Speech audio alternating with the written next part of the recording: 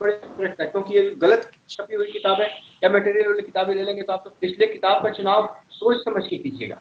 और स्थानिक संगठन की बात अगर आप बोले हैं तो मैं आपको बता दूं कि जब द्वितीय विश्व युद्ध के बाद भूगोल में मात्रात्मक क्रांति का विकास हो रहा था तो होने के पहले ऑर्सन और शेफर विवाद हुआ था।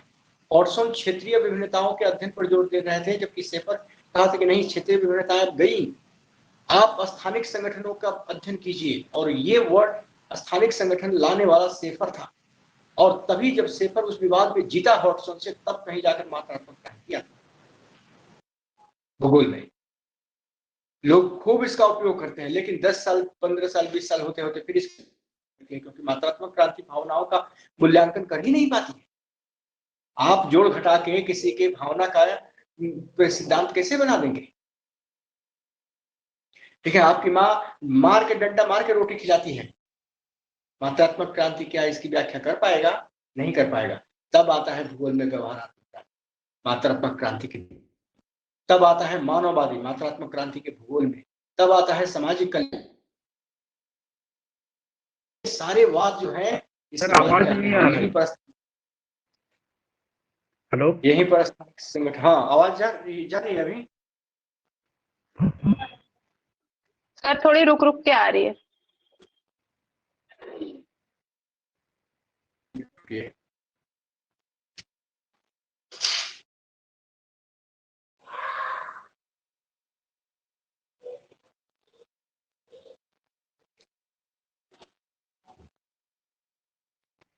सर कुछ बोलिए। हाँ हाँ बोल, थोड़ा सा आवाज की प्रॉब्लम जो हो रही है इसको सोचना चाहिए। आ रहा है तो शायद चला जाए। सर लाउड स्पीकर नहीं है सर? हाँ, अब जा रही है आवाज? हाँ सर ठीक आ रहा है। यस सर, हाँ सर ठीक आ रहा है सर। तो ईयरफोन लगाऊंगा तो फिर ब्लैक बोर्ड का यूज कैसे करूंगा, सवाल ये भी है। खैर कोई बात नहीं। नहीं सर, आवाज आता है, नेट के साथ वीडियो भी स्लो हो जाता है थोड़ा। हाँ, तो ये प्रॉब्लम एक्चुअली क्या है कि आजकल आकाश बादल भरे हुए हैं। हाँ, तो नेट थोड़ी का सी ही प्रॉब्लम, नेट स्लो के ही कारण ये होता है, नहीं तो आवाज तो ठीक आता है सर। तो ये ईयरफोन प्रॉब्लम हटा भी दीजिए, कोई दिक्कत नहीं है, लेकिन वही है कि नेट स्लो हो जाता है। वही सर वेदर का चलते चलता है। वेदर के चलते ये है, ठीक है। तो अच्छा, दूसरी बात की ये स्टार्टिंग हुए भी 2-3 दिन ही हुए हैं, तो अगर यूज 4-5-7 दिन हो जाए अच्छा से तो फिर ठीक हो जाएगा, ठीक है। तो खैर कोई बात नहीं। तो जर्मन के योगदान की अगर हम बात करें तो सबसे पहला योगदान है कि जर्मनों ने भूगोल को स्थापित किया, ठीक है। सबसे पहला योगदान है एस्टेब्लिशमेंट ऑफ मॉडर्न ज्योग्राफी, ठीक है। और ये इसके एस्टेब्लिशमेंट करने वाले कौन थे? हमबोल्ट और रीटर। तो ये पहली बात हो गई। दूसरी बात क्या है कि भूगोल में जो आप देखते हैं क्रमबद्ध प्रणाली और प्लस प्रादेशिक अध्ययन विधि, जहां रीटर ने इसका साथ दिया वही हमबोल्ट ने इसको साथ दिया, तो भूगोल में ये चीज आया, ठीक है। तीसरी बात कि भूगोल में लैंडशाफ्ट की विचारधारा, लैंडशाफ्ट, ठीक है, की विचारधारा, ये किसने दिया था? ऑटो स्लूटर। यानी भूगोल में कैसे अध्ययन करना है और किसका अध्ययन करना है ये बात बताने वाले सबसे पहले कोई विद्वान थे तो ये जर्मन ऑटो स्लूटर थे। इन्होंने ही कहा था कि जब हम क्या कहते हैं भूदृश्य का अध्ययन करेंगे तो इसमें सारी चीजें शामिल हो जाती हैं, प्राकृतिक भूदृश्य भी शामिल हो जाते हैं और नंबर सर क्या है सर नहीं दिखा रहा है? सांस्कृतिक भूदृश्य भी। अच्छा, तो हमें जरा सा टाइम दीजिए, एक बल्ब उस साइड लाके लगा देता हूँ, ठीक हो जाएगा।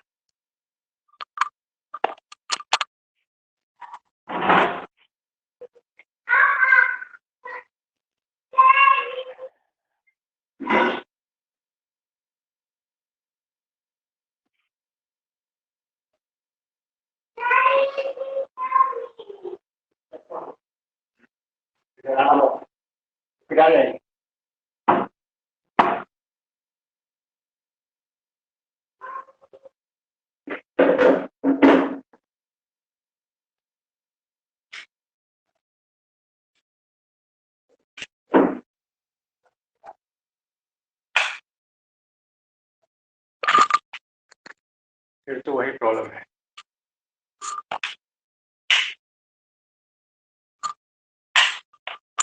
अब ठीक है? ठीक है सर। अभी चलिए, तो ये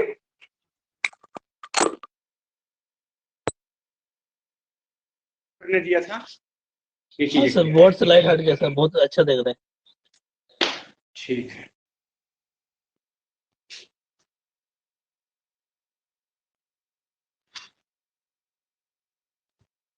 इसके अलावा क्या क्या दिया था जर्मन वालों ने, थोड़ा रिकॉल कीजिए।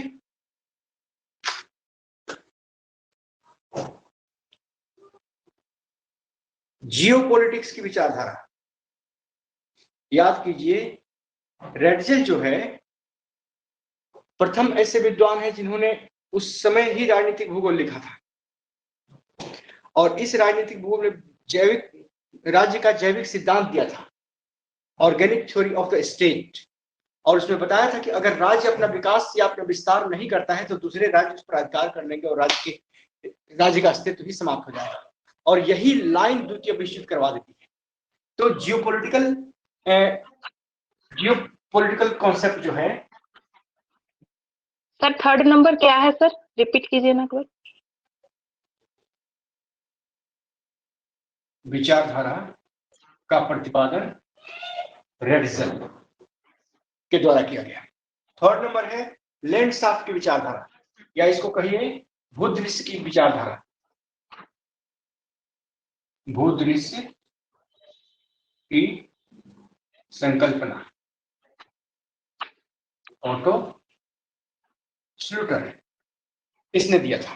ठीक है, तो ये भी हो गया आपका। इसके बाद लैंडस्केप, या इसी को हम लैंडस्केप भी कह सकते हैं। ठीक है, पांचवा जो था वो ये था कि थ्योरीज ऑफ लोकेशन और के सिद्धांत, थ्योरी ऑफ लोकेशन, ये किसने दिया था? तो दो लोगों ने दिया था, एक अल्फ्रेड वेबर उद्योग की स्थापना के संदर्भ में और दूसरा वॉन ह्यूमेन, इन्होंने दिया था कृषि पेटियों की स्थापना के संदर्भ में। तो थ्योरीज ऑफ लोकेशन आपका स्पष्ट हो गया। ठीक है, इसके बाद इसको लिखते भी चलिए, क्योंकि इसको लिख लीजिएगा तो हमको लिखाना नहीं पड़ेगा अलग से, अब कल का मतलब कि शेष हिस्सा जो है पूरा भी हो जाएगा। इसी तरह से अगला जो आपने पढ़ा था क्रिस्टलर थ्योरी, यानी अधिवासों का अधिवास व सेवा वितरण का सिद्धांत, ठीक है, की संकल्पना। ये इसमें दो विद्वान आते हैं, एक तो आपका क्रिस्टालर आता है और दूसरा इसके विरोध में ठीक लॉस आते हैं। इसी तरह से अगर हम दूसरी तरफ देखें, हाँ यहाँ एक बीच में छूट गया था, क्रमबद्ध के बाद लैंडसाफ्ट के बाद यहाँ पर एक और पॉइंट आता है, तो उसको नीचे लिख देता हूँ। वो है आपका कोरोलॉजिकल साइंस, या concept of chorology, concept of chorology. ये विचार सबसे पहले रिस्टहोपेन, इसके बाद हेटलर, ये दोनों के दोनों दिए। तो रिस्टहोपेन जो है ज्योग्राफी को कोरोलॉजिकल साइंस बताता है, लेकिन कॉन्सेप्ट ऑफ कोरोलॉजी जो है वो हेटलर देते हैं। ठीक है, ये याद रखिएगा। और यहां से एक क्वेश्चन, मतलब इस 10-12 जो मैं बता रहा हूं, पक्का एक क्वेश्चन आएगा। ठीक है, तो 150 क्वेश्चन में से एक क्वेश्चन ये हो गया। दूसरा हम्बोल्ट और रीटर में से एक क्वेश्चन आएगा, दो क्वेश्चन हो गए। इसके बाद तीसरा क्वेश्चन जो है, जितना जर्मनी इस सब के लोगों का कार्य पढ़ा उसमें से एक और रहेगा। तो 3 क्वेश्चन ज्यादा से ज्यादा जर्मनी देगा, इससे ज्यादा नहीं देगा। ठीक है, लेकिन इतने की गारंटी भी है, इतने क्वेश्चन आएंगे जरूर। तो आपको 150 में से 3 घटा दीजिए, बचा कितना? 147, यानी आगे का अध्ययन अभी 147 के लिए करना है। 3 क्वेश्चन की पूरी संभावना है कि यहाँ से आएंगे। इसी तरह से लैंडस्केप की विचारधारा, हाँ ये मैंने कर दिया। इसके बाद था आपका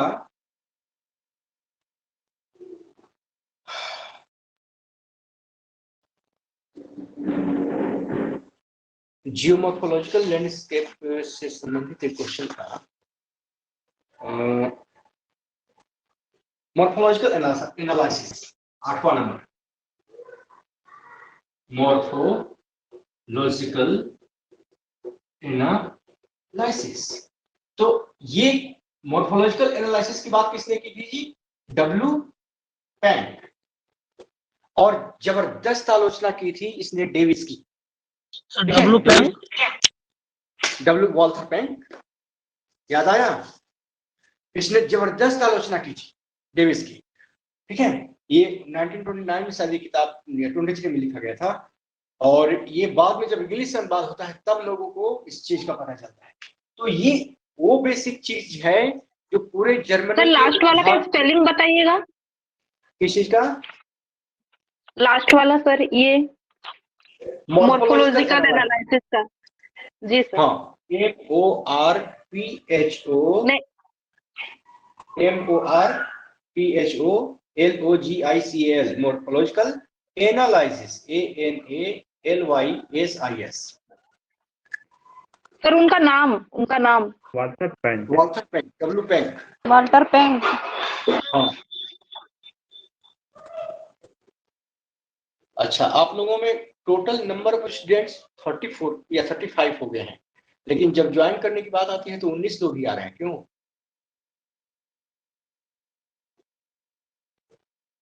लोग कुछ लोग निकल भी रहे हैं, जा रहे हैं, आ रहे हैं, कोई बात नहीं। तो खैर आगे बढ़े। आवाज जा रही है अभी? Yes sir. चलिए ठीक है। तो अब हम चलते हैं फ्रेंच स्कूल ऑफ ज्योग्राफी। इसको लिख लिया आप लोगों ने? यस सर लिख लिया। नीचे दिखाई लगता है नहीं दे रहा था उस समय। दिख रहा है सर, दिख रहा है। नहीं दिख। हाँ, छूट रहा था, उसमें क्लियर नहीं दिखाई दे रहा। क्रमबद्ध प्रणाली प्रादेशिक अध्ययन वहां नहीं दिखाई दे रहा था। क्रमबद्ध प्रणाली प्रादेशिक अध्ययन, हाँ सर, ये किसने लिखा? क्रमबद्ध प्रणाली और प्रादेशिक अध्ययन। क्रमबद्ध प्रणाली का विकास हमबोल्ट किया था, और इसका विकास रीटर ने किया था। उस पेन में इंक थोड़ा कम था, इसलिए गहरा नहीं होगा। सर चौथा नंबर नहीं समझ में आ रहा, चौथा नंबर क्या लिखे हैं? हाँ, जियोपॉलिटिकल है। हाँ, फिर से लिख देता हूं, जियोपॉलिटिकल विचारधारा, रेड सेल, ये दिया था। तो ये अच्छा, एक बात और है, आप इन सब को देखते हैं। यहाँ हमबोल्ट आते हैं, इसके बाद रेडसेल आते हैं तीसरे नंबर पे, इसके बाद फोटोसोल्यूटर आ जाते हैं, इसी में आपका रिच्टहोफर आ जाता है क्रोनोलॉजिकल कॉन्सेप्ट को, या कॉन्सेप्ट ऑफ क्रोनोलॉजी को लेके। तो जरा सा दिमाग को दौड़ाइए, हर जो अगला बंदा आता है कुछ नया देके जाता है। क्या ऐसा नहीं है? ऐसा ही है। हर अगला विद्वान, हर अगला शिष्य जो आता है भूगोल में कुछ नया करके जाता है, कुछ नई संकल्पनाएं लेके जाता है। दूसरी बात कि ये सारे के सारे हमबोल्ट और रीटर के बाद जितने आने वाले विद्वान होते हैं, ये सभी के सभी पूरे जर्मनी में मतलब एक ही विश्वविद्यालय के नहीं थे, यानी कि जर्मनी में कई केंद्र थे जहां भूगोल का विकास हुआ। ठीक है, जर्मनी में कई केंद्र थे जहां भूगोल का विकास हुआ। लेकिन वही फ्रांस में आप चलिएगा तो पता चलेगा कि हर विद्वान मानववादी था। और ये सारे के सारे, इसमें सबसे बड़ी बात है, ये सारे के सारे डिटरमिनिस्टिक अप्रोच के थे, नियतिवादी उपागम, नियतिवादी उपागम, ठीक है, के थे।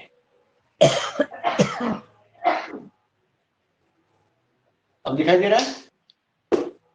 ये सारे के सारे नियतिवादी उपागम थे।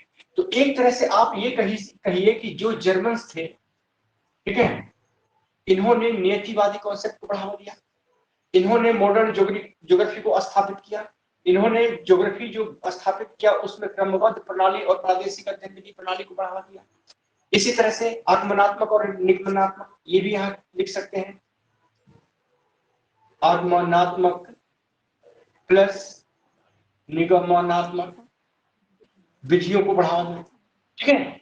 तीसरा लैंडशाफ्ट की विचारधारा, जियोपॉलिटिक्स की विचारधारा, थ्योरी ऑफ लोकेशन, अवस्थिति सिद्धांत, ठीक है, अधिवास और सेवाओं के वितरण की संकल्पना दी, concept of chorology, morphological analysis, ये सारे के सारे, यानी कोई फिजिक्स में, फिजिकल ज्योग्राफी में, जियोमॉर्फोलॉजी में विद्वान था तो कोई आपको जियोपॉलिटिक्स में विद्वान था, कोई भूदृश्य की संकल्पना देता है कि आखिर भूगोल में किस अध्ययन किया जाना चाहिए।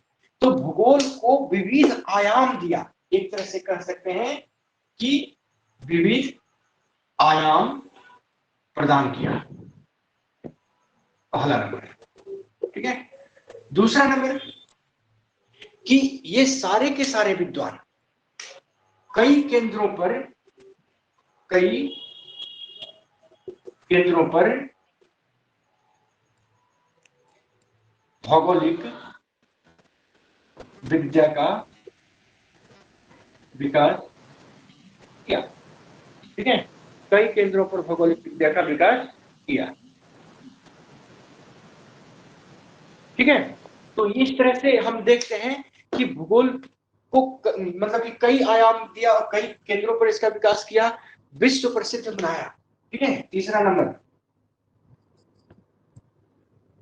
विश्व प्रसिद्ध किया, यानी पूरे विश्व में यहाँ की विचारधाराएं धीरे धीरे फैली और एक तरह से यहाँ कोई भी पॉसिबिलिस्टिक नहीं था, सारे के सारे विद्वान डिटर्मिनिस्टिक अप्रोच के थे, नियतिवादी संकल्पना के थे। अब नियतिवादी संकल्पना क्या कहती है, तो मानव का प्रकृतिकरण करना नियतिवाद कहलाता है, यानी कि नियति यानी प्रकृतिवाद, ठीक है। यहाँ मानव चूंकि इनके समय तक मानव उतना सक्षम नहीं था कि प्रकृति की सभी बाधाओं को पार कर जाए, वो तो फर्स्ट वर्ल्ड वॉर के बाद सक्षम होना स्टार्ट होता है, ठीक है। तो यहाँ पर मानव की क्षमताएं इनकी नजर में सीमित थी, ठीक है, इसलिए इन्होंने प्रकृति को अपने ऊपर हावी माना और उसके अनुसार विकास करने की बात कही थी। प्रकृति के प्रभाव को मानव के कार्यों के सामने ज्यादा बड़ा माना, ठीक है, इसलिए ये सारे के सारे नियतिवादी संकल्पना से ग्रसित थे। खैर आगे चलकर जब तकनीकी क्षमता का विकास होता है, जब अन्य विद्याओं का विकास होता क्या है, लिखा विश्व प्रसिद्ध, सॉरी 3 नंबर सर क्या विश्व प्रसिद्ध, विश्व प्रसिद्ध बनाया, ठीक है। तो इस तरह से प्रकृतिवादी होने के कारण ये सारे के सारे विचारक नीतिवादी कहलाते हैं। तो ये चीजें खत्म हुई।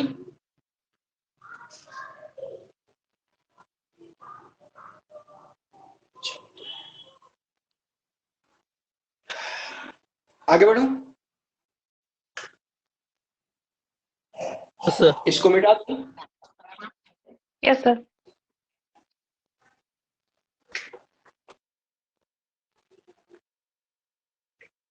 ये पूरे जर्मन ज्योग्राफर का निचोड़ था और एक साथ आपको मिल गया है, एक साथ। हमको नहीं लगता है कि किसी किताब में हमने देखा है, ठीक है।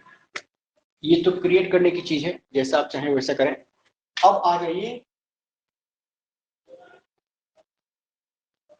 फ्रेंच स्कूल ऑफ ज्योग्राफी, ठीक है, यानी कि फ्रांसीसी भूगोलविद्ताओं को अब हमें पढ़ना है।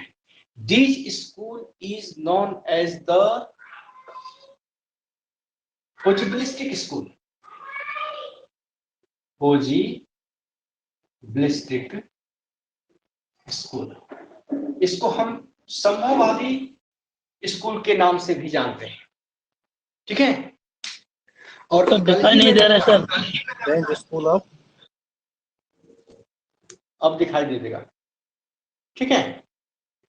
तो फ्रेंच स्कूल ऑफ ज्योग्राफी जो है, known as the possibilistic school of geography, भूगोल में संभववादी क्या कहते हैं कि विद्यालय, ठीक है, पूरे के पूरे फ्रांस में भूगोल की पढ़ाई जो है। अच्छा, भूगोल की पढ़ाई, आधुनिक भूगोल की शुरुआत आखिर कहाँ से होती है और कैसे होती है? तो अभी तो आपने पिछले क्लास में देखा कि आधुनिक भूगोल की स्थापना ही जर्मनी से होती है।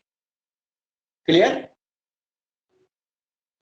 ये मैं बताना भूल गया था कि कैसे। इमैनुअल कांट का नाम सुना था ना, थोड़ा सा उनके बारे में बताया था मैंने। तो इमैनुअल कांट जब पढ़ लिख कर, मतलब फिजिक्स में, दर्शन शास्त्र में और क्या कहते हैं, इन सब में जब क्या कहते हैं पढ़ लिख कर वो पढ़ लिख लेते हैं तो उनको जॉब मिलता है, और शुरुआती में विश्वविद्यालय में ही जॉब मिलता है, लेकिन पेमेंट ना मिलता है, कई साल तक पेमेंट ना मिला। लोग ऐसे ही उनको खटवा रहे था। वो बंदे का काम पढ़ने लिखने में मन ज्यादा लगता था, ठीक है। तो वो क्या किया कि लगे रहा। बाद में उसके पास चूंकि विद्या थी और उसके पास कुछ नया करने का तरीका था, तो उसने क्या किया कि लगा रहा। और जब उसको विश्वविद्यालय था तो उसमें वो एक स्पीच देना, मतलब कि हमेशा सालाना स्पीच दिलवाने लगा, ठीक है। और वो भौतिक भूगोल पर व्याख्यान आयोजन करता था, ठीक है। 40 साल लगातार भौतिक भूगोल पर उसने व्याख्यान आयोजित किया, और इतना किया कि लोगों को बताया कि भौतिक भूगोल क्या है। और तब कहीं जाकर भूगोल को मान्यता मिली कि इस विश्वविद्यालय में भूगोल को भी भाई पढ़वाइए आप लोग। या तो भूगोल को कोई मान्यता ही नहीं थी। तब कहीं जाकर जर्मनी में भूगोल स्थापित होता है एक विद्या के रूप में पढ़ाए जाने के लिए। और तब ये हम्बोल्ट और रिटर, ठीक कांट के मरने के बाद हम्बोल्ट पैदा होते हैं, मतलब वो लास्ट स्टेज में होते हैं, तब हम्बोल्ट आ जाते हैं। ये बंदा, ये भूगोल की तकदीर कहिए कि एक साइंटिस्ट गया, ये वही कांट है जिसने बायोवेरासी परिकल्पना दी थी सौरमंडल की उत्पत्ति के संदर्भ में, ठीक है, एक तारक परिकल्पना, ठीक है। और ये क्वेश्चन सैकड़ों हजारों बार पूछा गया है, ठीक है। तो क्या कहते हैं, हाँ, इसके बाद कांट को ठीक बाद हम्बोल्ट आते हैं, और हम्बोल्ट को क्या कहते हैं जी, नया अरस्तु, विज्ञान का सम्राट, वो विज्ञान के सारी विद्याओं में पारंगत थे। और इसके बाद हम्बोल्ट खोज खोज के प्रत्यक्ष दर्शन के आधार पर जो तथ्यों का संकलन किया, तो उसके कारण भूगोल को स्थापित करने में और मजबूत करने में बहुत सहायता मिली। और एक बार जब भूगोल स्थापित हो गया जर्मनी में और पढ़ाई स्टार्ट हो गई, तब फ्रांस में भूगोल की विद्या का विकास होता है। फ्रांस में भूगोल की पढ़ाई को प्रारंभ करने वाले सबसे पहले जो थे, वो भूगोल की पढ़ाई थी, लेकिन उस तरह से नहीं थी कि कुछ नया किया जाए। तो जब ब्लास आते हैं, और ब्लास रेडजल के समकालीन थे, मैं आपको ये भी बता दूं। और रेडजल की दूसरी एंथ्रोपोज्योग्राफी जो किताब है, उसके दूसरे खंड से सबसे ज्यादा प्रभावित है। तो आवाज आ रही है ना? यस सर, आ रही है। और जरा भी दिक्कत हो तो बताइएगा, मैं ईयरफोन यूज करूंगा, ठीक है। तो मैं बता रहा था कि एंथ्रोपोज्योग्राफी के जो दूसरे खंड में उन्होंने, रेडजल ने बहुत सारे लोगों को प्रकृति के विरुद्ध कठिन परिस्थितियों में अपना जीवन यापन करते हुए देखा। तब उन्होंने कहा कि अगर मानव अपने तकनीकी ज्ञान का उपयोग करने लगे, बौद्धिक ज्ञान का उपयोग करने लगे, तो कहीं ना कहीं से अपना हल जरूर ढूंढ लेता है। और तब उन्होंने द्वितीय खंड लिखा था रेडजल का, एंथ्रोपोज्योग्राफी का, रेडजल ने। और उस किताब से बहुत ज्यादा प्रभावित थे ब्लास। जब उनको पेरिस विश्वविद्यालय में प्रोफेसर बनाया जाता है भूगोल का, तब उन्होंने मानववादी अप्रोच को बढ़ावा दिया और मानव भूगोल की स्थापना की। यहाँ क्वेश्चन एक ये भी आता है कि मानव भूगोल के पिता तो रेडजल है, लेकिन मानव भूगोल के संस्थापक कौन है? पहला क्वेश्चन यही है। मानव भूगोल के पिता रेडजल और मानव भूगोल के संस्थापक, आप में से कोई बता सकता है? ब्लास। याद रखिएगा, फादर ऑफ ह्यूमन ज्योग्राफी पूछे तो रेडजल, लेकिन अगर फाउंडर ऑफ ह्यूमन ज्योग्राफी, मतलब माइक ऑफ कर लीजिए, मलॉय, ठीक है, तो मलॉय गुरानी, माइक ऑफ कर लीजिए। तो फादर ऑफ ह्यूमन ज्योग्राफी पूछता है क्वेश्चन, तब आपको रेडजल लगाना होगा। लेकिन फाउंडर ऑफ ह्यूमन ज्योग्राफी अगर क्वेश्चन पूछे, तब आपको ब्लास बताना होगा, ठीक है। चलिए, तो अब आगे बढ़ते हैं। अब रहा सवाल कि ब्लास के निर्देशन में पेरिस विश्वविद्यालय में भूगोल की पढ़ाई का स्वरूप बदलता है। फ्रांस में भूगोल के संस्थापक भी माने जाते हैं। इन्हीं के निर्देशन में भूगोल की स्थापना होती है फ्रांस में और पढ़ाई स्टार्ट होती है। अब रहा सवाल कि ब्लास को मॉडर्न फ्रेंच ज्योग्राफर, हाँ, फ्रांस में भूगोल का संस्थापक माना जाता है, कहा जाता है। संस्थापक, फादर एंड फाउंडर बोथ, दोनों ब्लास को माना जाता है। अब रहा सवाल कि ब्लास में ऐसी क्या बात थी। तो ब्लास एंथ्रोपोजियोग्राफी के दूसरे खंड से प्रभावित है और मानवीय क्रियाओं से सबसे ज्यादा प्रभावित है, खास करके मानव की बौद्धिक क्षमता जो परिस्थितियों को बदल देने में सक्षम थी, उससे वो सबसे ज्यादा प्रभावित थे। और साफ देखा कि जहां जीने के लिए परिस्थितियां विपरीत होती हैं, बिल्कुल विपरीत होती है, वहां भी मानव अपना क्या कहते हैं कि तकनीकी लगा के बौद्धिक क्षमता के आधार पर अपना सर्वाइवल कर लेता है। तब उन्होंने कहा कि ये जो संभावनाएं हैं जीने की विपरीत परिस्थितियों में भी, यही संभववादी दृष्टिकोण का अध्ययन किया जाना चाहिए। और इसी संदर्भ में उन्होंने संभववाद की स्थापना की, फाउंडर ऑफ पॉसिबिलिज्म, ये भी ब्लास ही हैं। लेकिन संभववाद वर्ड सबसे पहले ब्लास ने नहीं दिया था। किसने दिया था? ये क्वेश्चन कई बार पूछ चुका है कि संभववाद शब्द किसने दिया था। आप में से कोई बता सकता है? फेब्रे। फेब्रे, बिल्कुल सही। ठीक है, फेब्रे ने सबसे पहले संभववाद शब्द दिया था, लेकिन संभववाद का कॉन्सेप्ट जो है ब्लास ने दिया था। और उसने बताया कि एक्चुअली क्या है कि प्रकृति संसाधन हर जगह देती है। हर जगह देखिए तो पानी है, मिट्टी है, वनस्पति है, हर जगह मौजूद है, हवा है, हर जगह मौजूद है। मिट्टी में कई तरह के खनिज उपस्थित हैं। हमको जब तक ज्ञान नहीं था कि कोयला क्या है और लोहा क्या है, तब तक इसका कोई मोल नहीं था। लेकिन जब औद्योगिक क्रांति आती है और हमको ज्ञान होता है कि नहीं, लौह अयस्क भी कोई खनिज होता है। ठीक है, वैदिक काल में जब इंडियंस जानते हैं कि लौह अयस्क खनिज होता है, इसको बना के पिघला के इससे हम नए नए हथियार या सामान या हल बना सकते हैं, तो लौह अयस्क की महत्ता बढ़ जाती है। सोना क्या था हमको पता नहीं था, लेकिन जब उसको प्राप्त किया तब उसकी महत्ता बढ़ गई। या भूषण बनाने में बड़ा चमकता है, भूषण बनाने में काम आएगा। ठीक है, तो इस तरह से जैसे ही मनुष्य को इस बात का पता चलता है किसी संसाधन के बारे में, उसके उपयोग के बारे में, ठीक है, तब वो संसाधन हो जाता है। और जब तक पता नहीं है तब तक संसाधन नहीं है, यानी कि उसके संसाधन होने की संभावना भी नहीं है। और ये चीज तब होता है जब मनुष्य का बौद्धिक ज्ञान विकसित होता है। और किसी भी क्षेत्र में आप जाके देख लीजिए, किसी क्षेत्र में बहुत गरीब मिलेंगे, किसी क्षेत्र में बिल्कुल काम नहीं करने वाले मिलेंगे, तो किसी क्षेत्र में बहुत काम करने वाले लोग मिलेंगे। ये सारी चीजें निर्धारित कैसे हो जाती हैं? वो ऐसे कि उन लोगों ने अपनी बौद्धिक क्षमता का, अपनी शारीरिक क्षमता का उतना उपयोग करना जाना ही नहीं।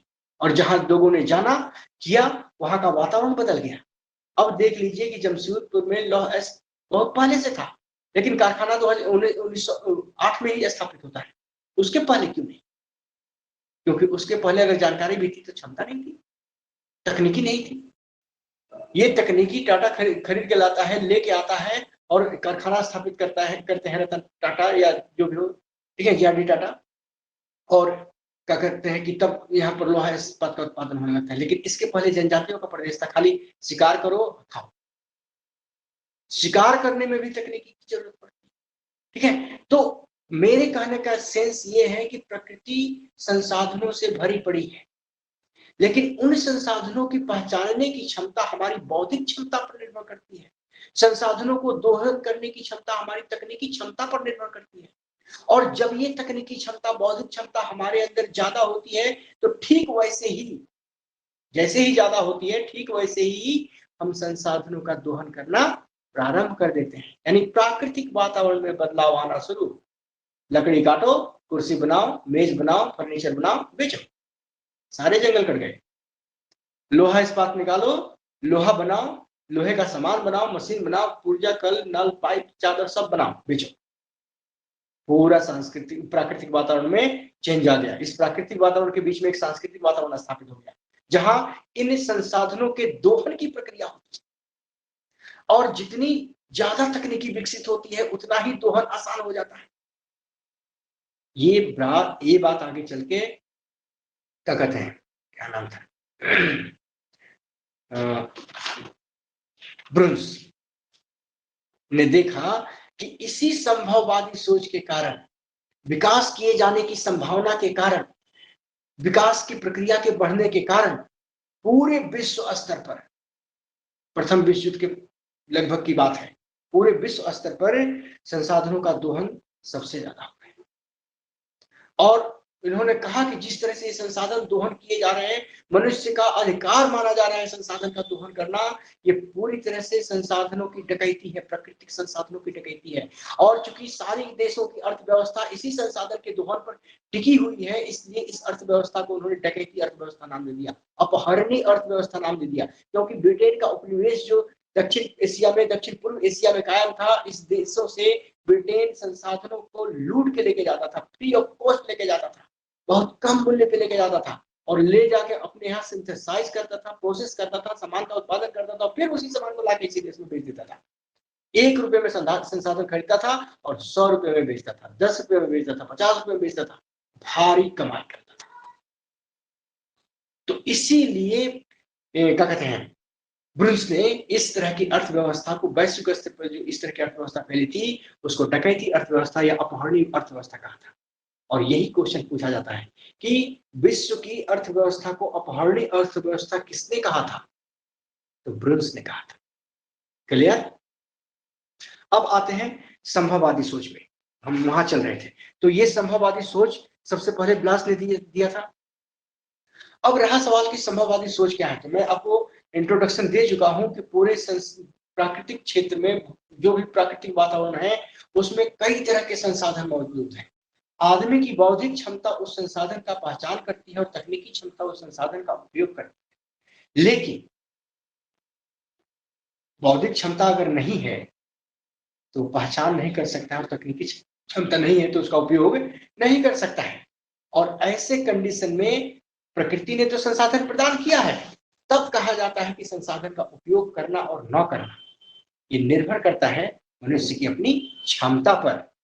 इसीलिए कहा जाता है कि प्रकृति तो संसाधन प्रदान की हुई है, लेकिन उसका उपयोग करना है, कितना करना है या नहीं करना है, ये डिपेंड करता है कि मनुष्य की अपनी क्षमता, उपयोग करने की क्षमता है कि नहीं।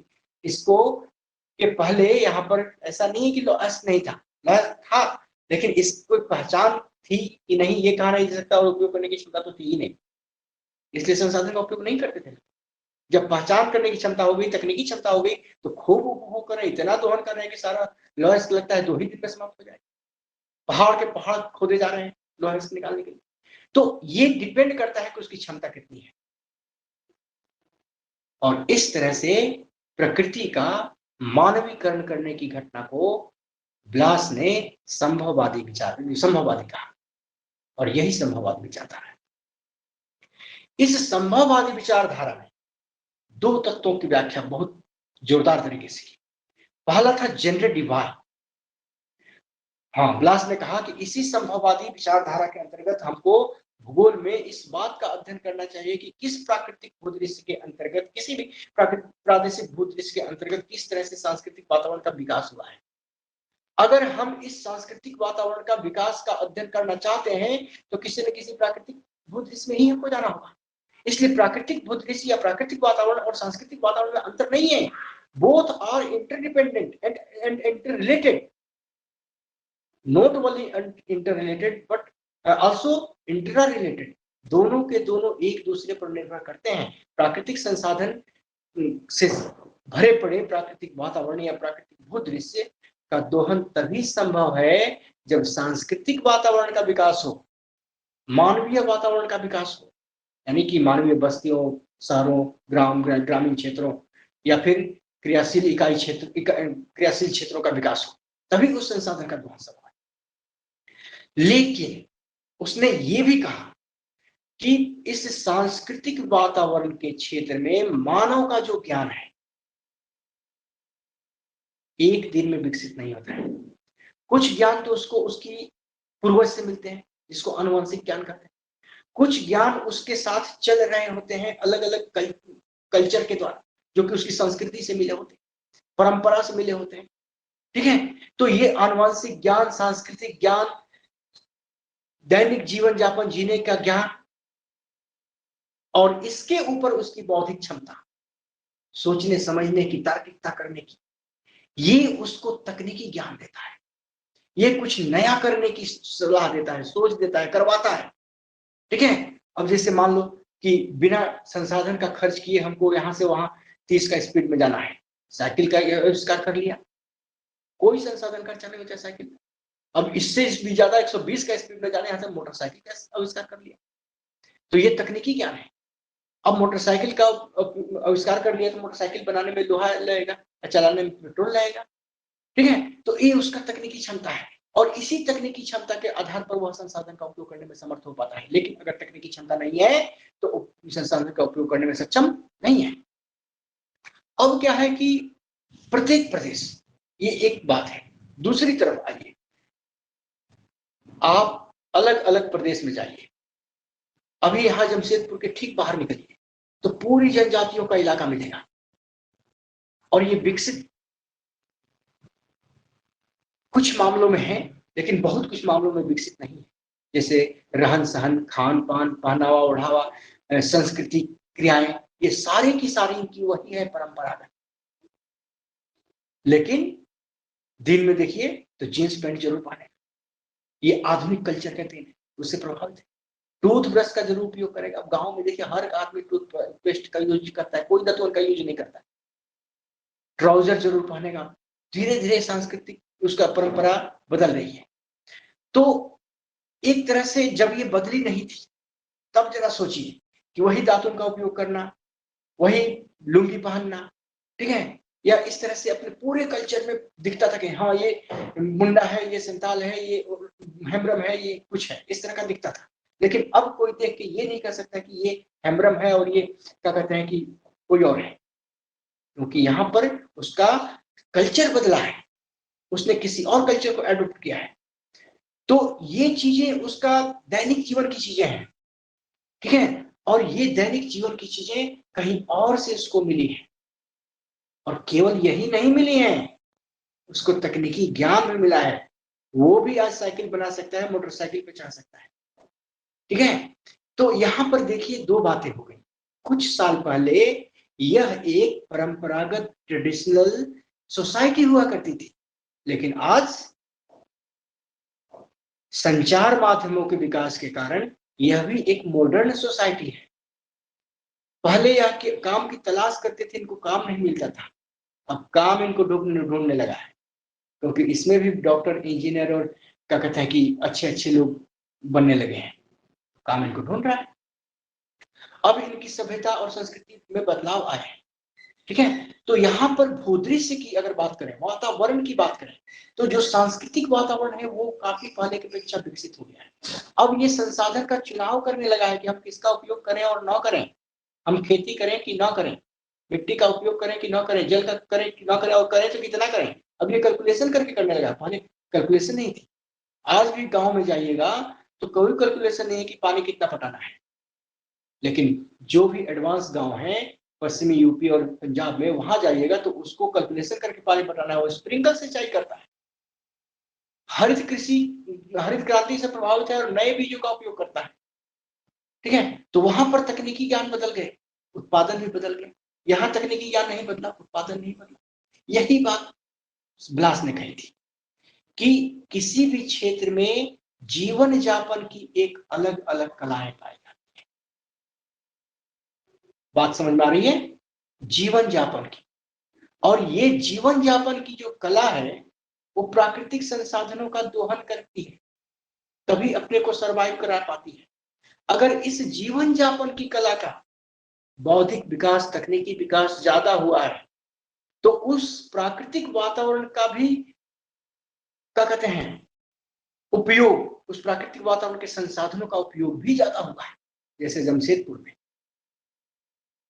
लेकिन जमशेदपुर के बाहर 10 किलोमीटर 20 किलोमीटर बाहर जाइए तो गांव में, और वहां उन संसाधनों का उपयोग बड़ा कम हुआ है, क्योंकि तकनीकी और बौद्धिक विकास कम है। तो आप जमशेदपुर और इसे 20 किलोमीटर बाहर के गांव के सांस्कृतिक वातावरण में अंतर करेंगे तो बहुत सारे डिफरेंसेस मिलेंगे। यहाँ की जीवन पद्धति अलग मिलेगी, वहां की जीवन पद्धति अलग मिलेगी। तो इसीलिए ब्लास ने कहा कि इस जीवन पद्धति का हम अलग अलग अध्ययन नहीं करेंगे तो हमें पता ही नहीं चलेगा कि किस क्षेत्र का कितना विकास हुआ। ठीक है। तो ये भूगोल में इस परंपरा को, अध्ययन विधि की इस परंपरा को अपनाने के लिए उन्होंने जेनरेटिवाई का कॉन्सेप्ट दिया, कॉन्सेप्ट ऑफ जेनरेटिवाई। और ये क्वेश्चन एग्जाम में पूछता है कि जेनरेटिवाई का कॉन्सेप्ट किसने दिया। दूसरा चीज ये पूछता है कि निम्न में से किससे जेनरेटिवाई का संबंध है।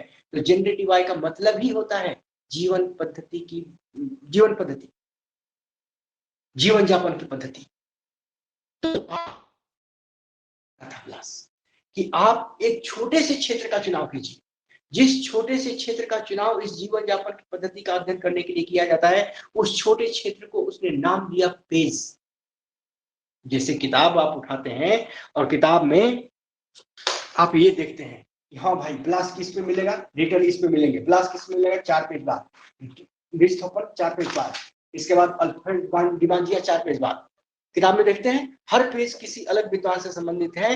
वैसे ही ये हर क्षेत्र किसी अलग सांस्कृतिक वातावरण के विकास से संबंधित है, किसी अलग प्राकृतिक वातावरण के विकास से संबंधित है। प्राकृतिक वातावरण का दोहन कितना हुआ, तो जमशेदपुर जैसे क्षेत्र में बहुत ज्यादा, लगभग सारे प्राकृतिक वातावरण के तत्व दोहित हो गए हैं या हो रहे हैं। लेकिन वही हाता में चले जाइए 20 किलोमीटर दूर, कोई प्राकृतिक वातावरण का दोहन नहीं हुआ है, खाली लोग आते हैं और जाते हैं। ठीक है, उसके और पीछे चले जाइए तो वहां का लॉ एस का उपयोग हुआ है और सारे संसाधन वैसे पड़े हैं। ठीक है, तो इस तरह से जब हम छोटे छोटे पैचेस के रूप में, पेजेस के रूप में चुनाव करते हैं क्षेत्र का और उसका अध्ययन करते हैं, तब उसकी वास्तविकता, उसकी जीवन पद्धति हमें समझ में आती है। और यही अध्ययन करने की बात ब्लास ने कही थी। और तभी हम समझ पाएंगे कि कितना संभव हुआ है उस क्षेत्र का विकास, या कितने संभावित संभावना है उस क्षेत्र के विकास के होने की। इसी कॉन्सेप्ट को संभववादी विचारधारा कहा जाता है। अब मेरी बात समझ में आई आपको? मैं 3 चीजें बता रहा था तभी से, संभववाद, जेनरेटिवाई और पेज। ये तीनों एक दूसरे से इंटर रिलेटेड कॉन्सेप्ट है। ये तीनों का प्रतिपादन किसने किया था? मलय ब्लास ने। Blache sir. Vidal de la Blache. तो अब क्वेश्चन जो आपसे पूछ दे कि संभववादी विचारधारा किसने दिया था, ये तो आपको खूब पता है कि ब्लास इसके फाउंडर हैं, संस्थापक हैं, फादर भी हैं। क्लियर? दूसरा क्वेश्चन आपसे पूछता है कि जेनरेटिवाई की संकल्पना किसने दी थी? ब्लास ने। ब्लास।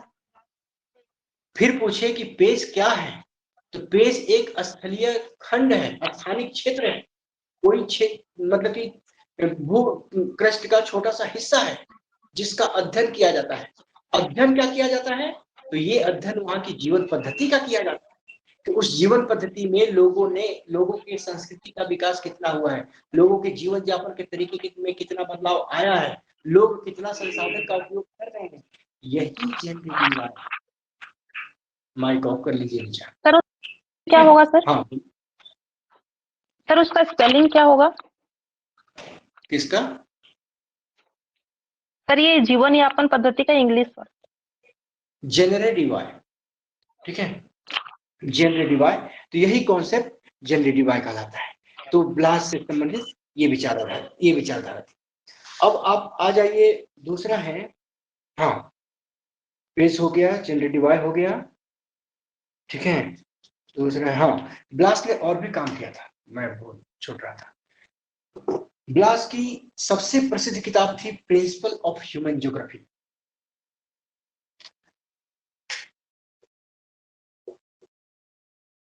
वाइडल डीला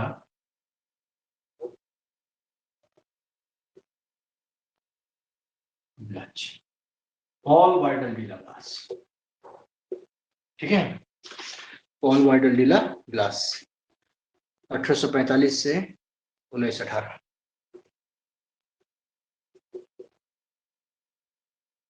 ये इनका टाइटल था, founder and father of possibilism.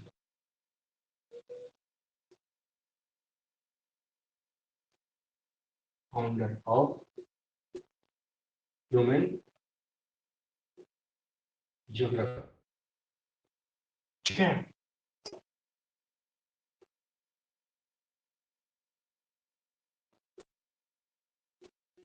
France में भूगोल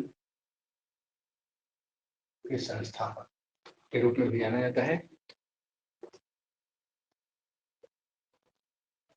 first professor in geography in France. France के पहले जियोग्राफी के प्रोफेसर वाल्टर डी लाप्लासी रहे। ठीक है, मानव भूगोल के संस्थापक, फाउंडर के रूप में जाना जाते हैं। ठीक है, पॉसिबिलिज्म की संकल्पना की और इस पॉसिबिलिज्म के लिए दो शब्दों का प्रयोग किया, जेनरे डी वाई और दूसरा है पेस। ठीक है, ये ब्लास के बारे में है। तो ये चीजें हो गई। इसके बाद इन्होंने कॉन्सेप्ट ऑफ पॉसिबिलिज्म दिया। इसके बाद प्रिंसिपल ऑफ टेरेस्ट्रियल यूनिटी की बात की।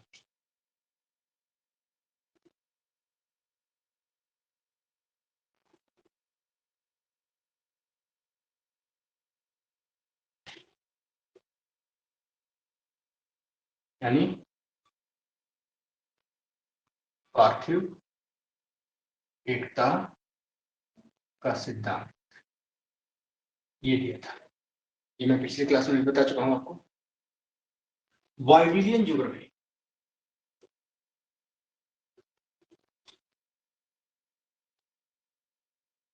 इसके अध्ययन करने के तरीकों को हम वाइडिलियन ज्योग्राफी कहते हैं। ठीक है,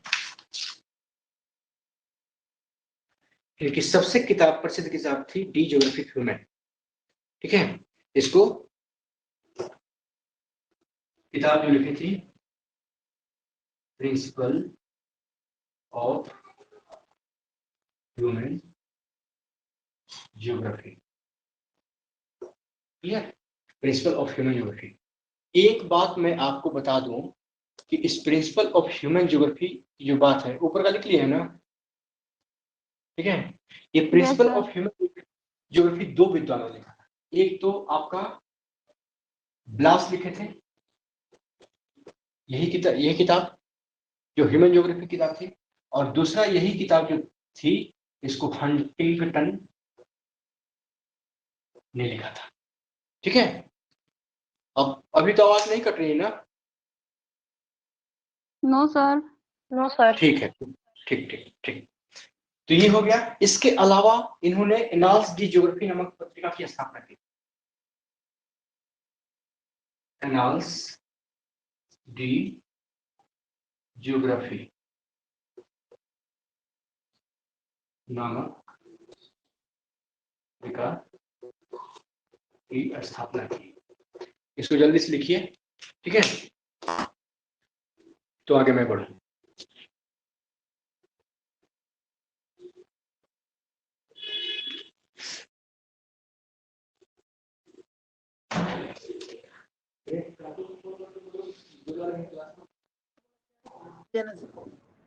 सर इसमें प्रिंसिपल का स्पेलिंग में चेंजिंग होगा क्या? क्या सर लास्ट में क्या है हिंदी में? क्या है सर? ये तो प्रिंसिपल ऑफ टेरेस्ट्रियल यूनिटी यानी पार्थिव एकता का सिद्धांत। इसके बाद है वाइडिलियन ज्योग्राफी की स्थापना की, प्रिंसिपल ऑफ ह्यूमन ज्योग्राफी, ये इनकी प्रसिद्ध किताब थी। और ये किताब इसी नाम से ब्लास ने तो लिखा ही लिखा, हंटिंगटन ने भी लिखा था। अमेरिकी भूगोलवेत्ता थे और ये नियतिवाद के समर्थक थे, ये संभववाद के थे। तो ये किताब एक बार संभववाद पे ब्लास द्वारा भी लिखी गई है और इसी नाम से किताब हंटिंगटन द्वारा भी लिखी गई है नियतिवाद पे। ठीक है, एनाल्स डी ज्योग्राफी ये मैग्स का नाम है, पत्रिका, भौगोलिक पत्रिका है। ठीक है, Annales de Geographie double N होता है। सर प्रिंसिपल का स्पेलिंग चेंज होगा क्या? PRI principal. ठीक है, LE होगा, PLE होगा। हाँ PLE होगा। ठीक है, प्रिंसिपल, मैंने वो वाला प्रिंसिपल लिख दिया था, कॉलेज वाला। ठीक है, प्रिंसिपल ऑफ ह्यूमन ज्योग्राफी। तो एनाल्स, हाँ ये इनकी किताब, और ये किताब कई बार ये नाम पूछा जा चुका है, ये किसकी रचना है, ठीक है। इसमें से एक क्वेश्चन ब्लास से अगर संबंधित है तो इसी में से कुछ ना कुछ घुमा के आएगा, ठीक है। लास्ट वाला हिंदी क्या है sir? Hindi concept of gender divide and concept of face, ठीक है, ये ब्लास का है। हाँ, किसका पूछ रहे थे? सर लास्ट वाला हिंदी में क्या लिखे हैं? अभी आए हैं। लास्ट लास्ट वाला एनाल्स डी ज्योग्राफी नामक पत्रिका की स्थापना की।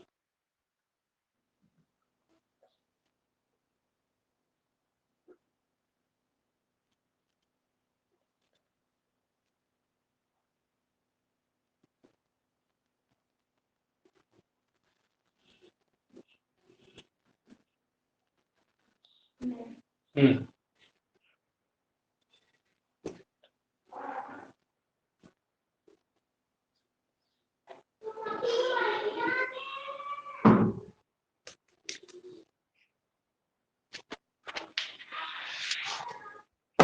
हो गया? तो बताइएगा। सर ये जेंडर डिवाइन और कॉन्सेप्ट ऑफ पेस का बता दीजिएगा फिर से। Concept of gender divide and concept of peace, ये दो संकल्पनाएं संभववाद के संदर्भ में है, संभववादी विचारधारा के संदर्भ में है, ठीक है। ब्लास का ये मानना था कि जब ये प्रोफेसर बने तो उन्होंने मानववादी भूगोल की स्थापना की फ्रांस में, और कहा कि प्रत्येक क्षेत्र, कोई भी क्षेत्र उठा लीजिए, वहां पर छोटा से छोटा क्षेत्र, बड़ा से बड़ा नहीं, जब बड़ा क्षेत्र उठाएंगे तो उसमें कई संप्रदाय आपको मिलेंगे, सबका रहन सहन खान पान वेशभूषा अलग अलग मिलेगा। इसलिए ऐसे छोटे क्षेत्र का उठाइए जिसमें एक ही प्रकार के रहन सहन खान पान संस्कृति तकनीकी विकास बौद्धिक विकास वाले लोगों का रहना होता हो, और तब आप उसके जीवन यापन को समझ पाएंगे कि कैसे ये प्राकृतिक संसाधनों का उपयोग करते हैं, कितना प्राकृतिक संसाधनों का उपयोग करते हैं। तब आपको ये समझ में आएगा कि इस क्षेत्र में किस तरह से प्राकृतिक वातावरण मौजूद है और किस तरह से उस प्राकृतिक वातावरण का मॉडिफिकेशन किया गया है, किस तरह से नए सांस्कृतिक वातावरण का विकास किया गया है। यहाँ वातावरण का मतलब ये है कि पृथ्वी के धरातल पर जहां मानव नहीं रहता है, सारे के सारे पर्वत पहाड़ मैदान झील पोखर तालाब नदी जितने हैं प्राकृतिक वातावरण कहलाते हैं, मिट्टी खनिज जितने हैं सब प्राकृतिक वातावरण कहलाते हैं। लेकिन इसी में कहीं कहीं आप देखते हैं कि गांव का विकास हुआ है, कहीं शहर का विकास हुआ है। जहां गांव का विकास हुआ है, रहने के लिए तो घर बनाए गए हैं, उन घरों के समूह के बाहर के क्षेत्र जो है खेतों में बदल गए हैं, सारे जंगल काट के उसमें खेती होने लगी है। तो एक तरह से जंगल का दोहन हुआ, दूसरा खेती हो रही है तो मिट्टी का दोहन हो रहा है, उसमें जल सिंचाई के रूप में दिया जाता है तो जल का दोहन हो रहा है। इसी तरह से उस एक्टिविटी के आधार पर कई औद्योगिक इकाइयां भी खड़ी हैं जिसमें खाद्यान्न को प्रसंस्कृत किया जाता है, जिसमें जहां बाजार खड़े हैं जहां बाजार खाद्यान्न को बेचा जाता है, इस तरह की एक्टिविटी होती है। तो यहाँ इस तरह के ग्रामीण क्षेत्रों में जितने लोग हैं आप देखिएगा कि एक्टिविटी में समानता है, 80% लोग खेती में शामिल है। क्लियर? या 2/3 से ज्यादा लोग खेती में लगे हुए हैं, प्राथमिक क्रियाकलाप में लगे हुए हैं, उत्पादन करने में लगे हुए हैं, इसका अन्न का। इसी तरह से कुछ खनन करने में लगे हैं, कुछ क्या कहते हैं कि आखेट करने में लगे हैं, कुछ फल फूल कंद ये सब इकट्ठा करने में लगे हैं। सारे के सारे लोग अधिकतर ये कह सकते हैं कि जीवन निर्वाह के तरीकों का अध्ययन किया जा रहा है जेंडर डिवाइन के संबंध में। यही मैं कहना चाहता हूँ कि किसी क्षेत्र में जो सांस्कृतिक वातावरण विकसित है उसमें जीवन निर्वाह के तरीके क्या है, जीवन निर्वाह के पद्धति क्या है, उस क्षेत्र के लोगों का कितना बौद्धिक विकास हुआ है, उस क्षेत्र का कितना उस बौद्धिक विकास के आधार पर संसाधनों का दोहन किया जा रहा है, इसका अध्ययन करना। ठीक है, जीवन निर्वाह के तरीकों का अध्ययन करना, एक शब्द में कहिए तो यही है। इसी जीवन निर्वाह के तरीके का अध्ययन करने की संकल्पना को कॉन्सेप्ट ऑफ जेंडर डिवाइड कहा गया है।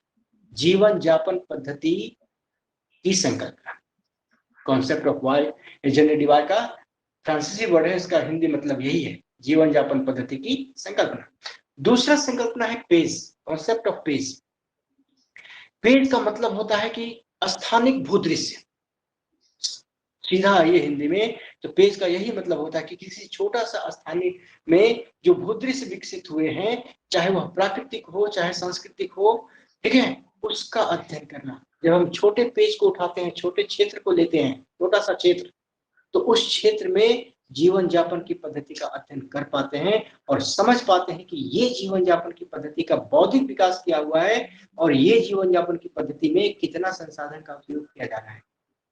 दूसरी बात कि कोई भी प्राकृतिक वातावरण के क्षेत्र में रहने वाले लोग उस प्राकृतिक वातावरण का उपयोग करते हैं और अपना विकास करते हैं।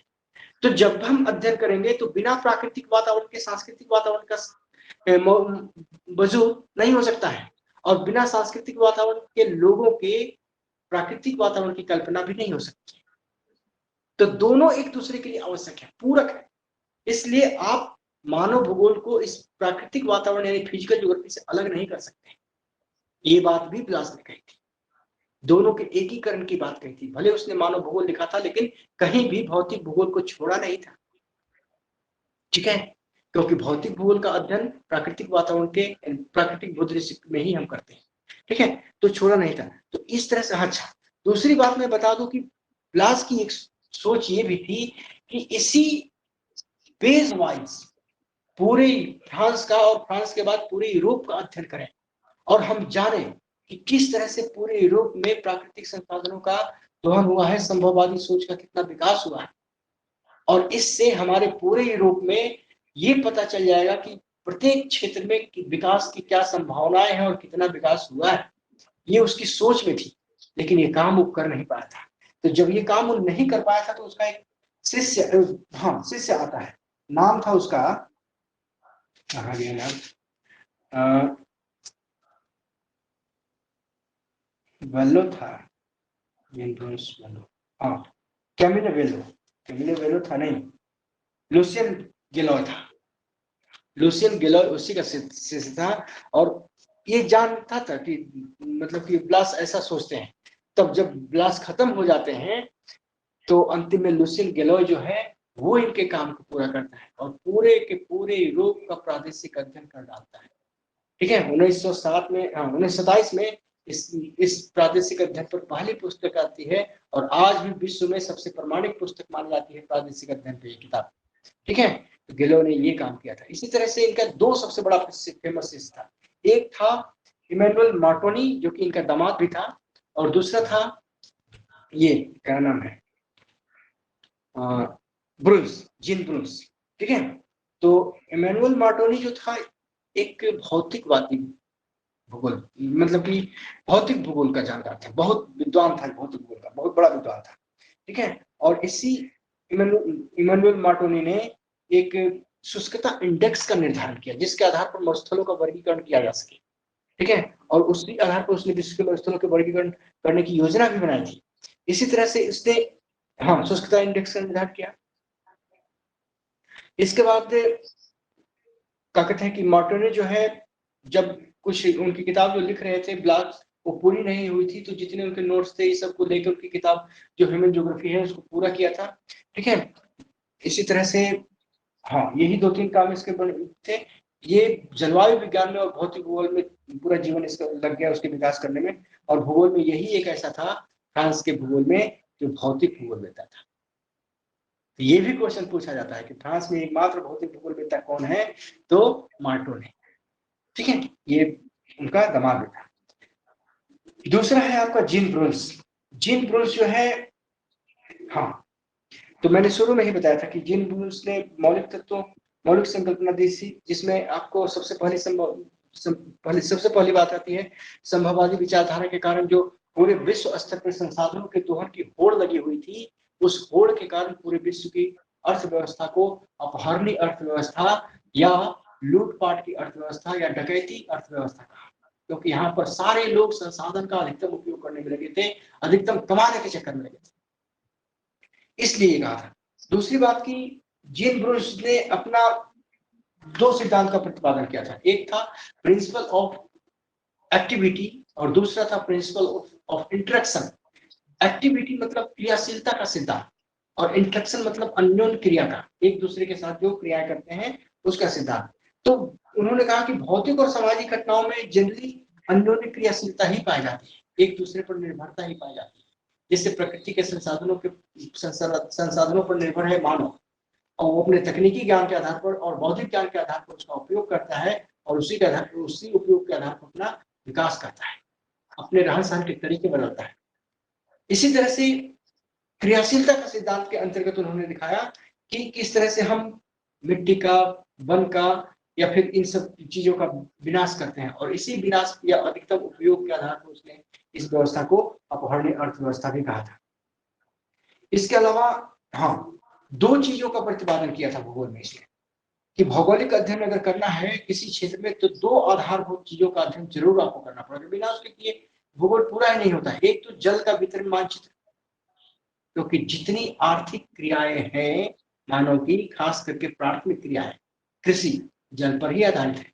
औद्योगिक इकाइयों को भी जल की आवश्यकता होती है, कुछ को नहीं होती है, जैसे सॉफ्टवेयर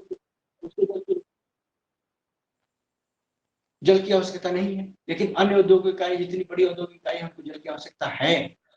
तो जल का वितरण मानचित्र क्या है, तभी हम निर्धारित कर पाएंगे कि आर्थिक क्रियाकलाप यहाँ पर कितना विकसित कर सकता है। दूसरी चीज उन्होंने ये दी थी कि जनसंख्या का मानचित्र, चूंकि संसाधन का उपयोग या प्राकृतिक प्रक्रियाओं में प्राकृतिक संसाधनों के प्रकृतियों में बदलाव लाने की क्षमता या प्राकृतिक संसाधनों के दोहन की क्षमता जनसंख्या के विवेक या बौद्धिक ज्ञान पर है, निर्भर है। इसलिए जनसंख्या किस प्रदेश में कहाँ ज्यादा है, कहाँ कम है, इसका अध्ययन या इसकी जानकारी होनी बहुत जरूरी है। अगर ये जानकारी आप नहीं रखेंगे तो कैसे पता चलेगा कि किस क्षेत्र का सांस्कृतिक विकास कितना हुआ है। ठीक है, तो सांस्कृतिक विकास को जानने के लिए आपको जनसंख्या के विकास को जानना बड़ा जरूरी है। तो ये बात जिम ब्रून्स ने कही थी। इसी आधार पर उसने भूगोल में तीन तत्वों को ज्यादा विकसित करने की बात कही थी। एक तो मृदा, ठीक है,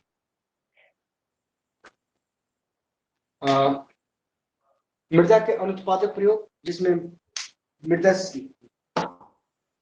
उपयोग विभिन्न कार्यों में किया जाता है, जैसे परिवहन में, अधिवास बनाने में।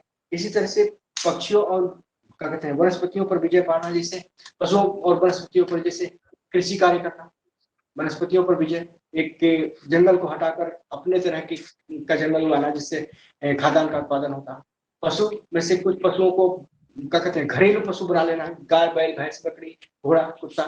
ठीक है, तो इस तरह के बात कही थी। और तीसरी बात की प्राकृतिक संसाधनों का सर्वाधिक उपयोग या विध्वंसक उपयोग। ठीक है, तो जिम ब्रून्स,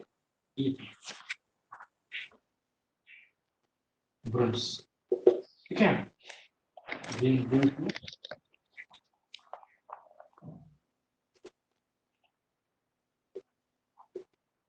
संसाधन दोहन को अपहरणीय अर्थव्यवस्था कहा, या डकैती या लूटपाट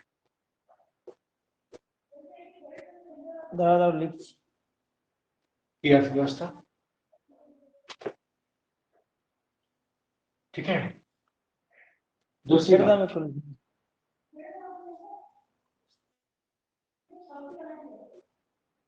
ठीक से दिखाई नहीं दे रहा है। ठीक से दिखाई नहीं दे रहा है।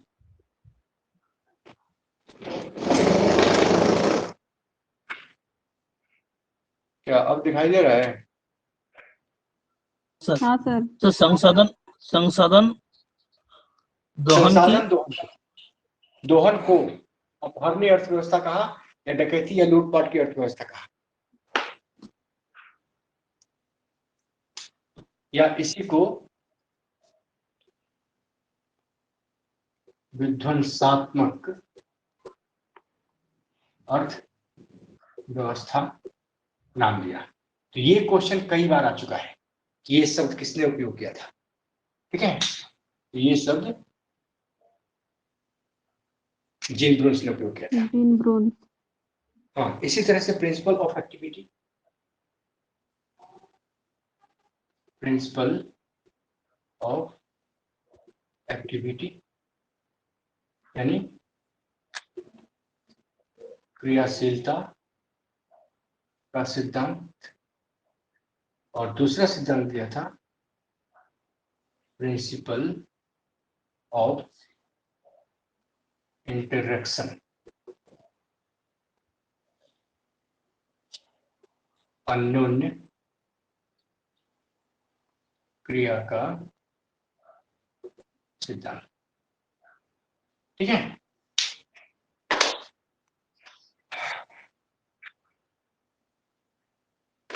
इसने किताबें भी लिखी थी कुछ।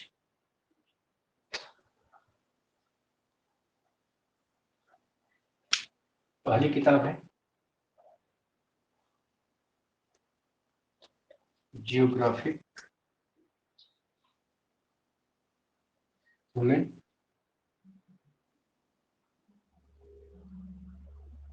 ह्यूमेने, और दूसरा है human geography of France.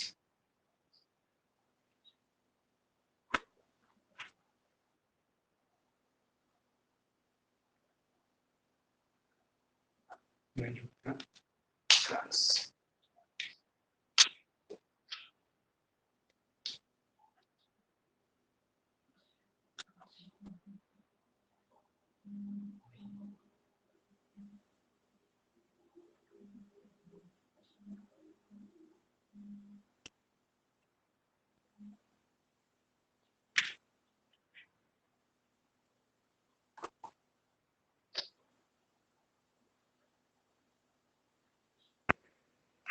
Sir principle of interaction के नीचे का कौन सा पॉइंट लिखे हैं? अन्योन्य हिंदी के क्रिया का नीचे। सिद्धांत, ज्योग्राफिक ह्यूमेने और human geography of France, human geography of France. ठीक है,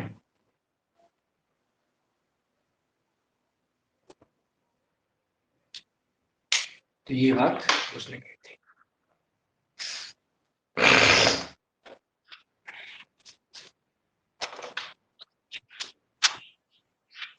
आगे बढ़े।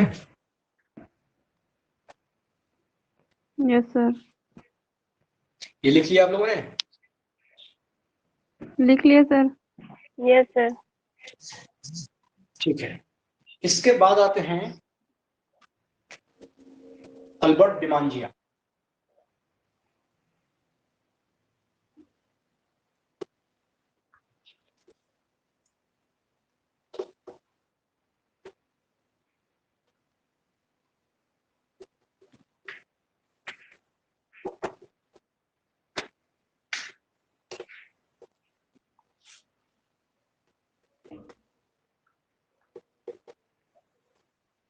अल्बर्ट डिमांजिया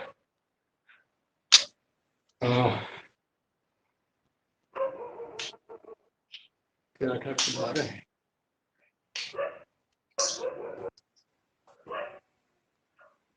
तो अल्बर्ट डिमांजिया जो था वो ब्लास का हिस्से से था। ठीक है, और इसने 2-3 काम बहुत बढ़िया किए थे। सबसे पहली बात कि इसने एनाल्स एक मैगजीन है जिसकी स्थापना ब्लास ने की थी, और इस एनाल्स का संपादन किया था डिमांजिया ने।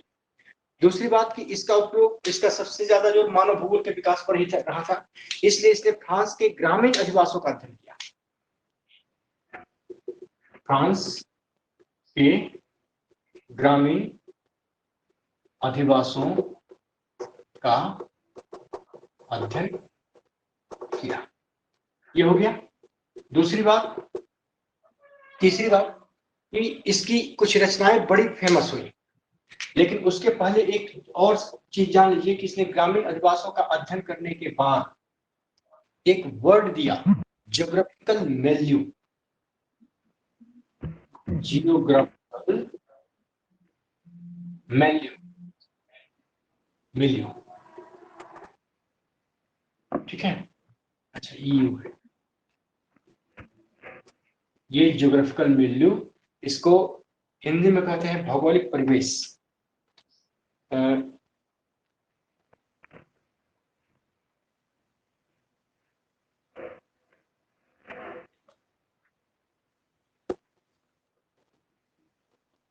भौगोलिक परिवेश यानी भौगोलिक वातावरण के लिए फ्रांस में एक वर्ड था ज्योग्राफिकल मिलियू, ये सबसे पहले इसने दिया था। इसके बाद इसकी कुछ रचनाएं हैं, ठीक है। रचना में जो सबसे प्रसिद्ध रचना है, दो रचनाएं हैं। एक तो प्रॉब्लम ऑफ ह्यूमन ज्योग्राफी, ये भी किताब का नाम कुछ ये है कि किसने लिखा है, तो प्रॉब्लम ऑफ ह्यूमन ज्योग्राफी पहली किताब। दूसरी किताब है पिकार्डी, और ये भी पूछा है पिकार्डी किसकी रचना है, पिकार्डी, ठीक है।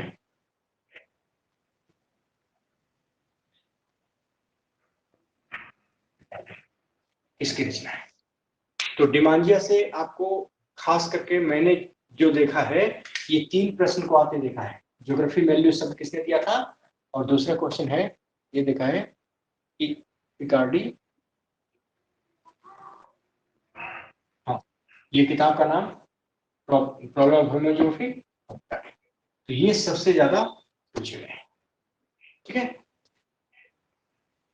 तो ये चीजें हैं, ये लिख लिया आपने? Yes sir.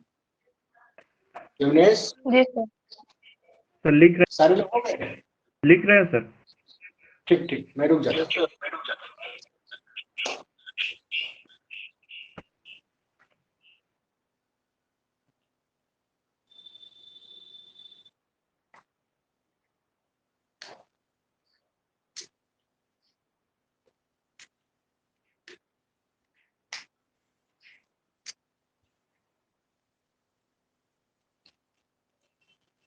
अच्छा, तब से अभी तक तो नेट की प्रॉब्लम नहीं हुई है ना?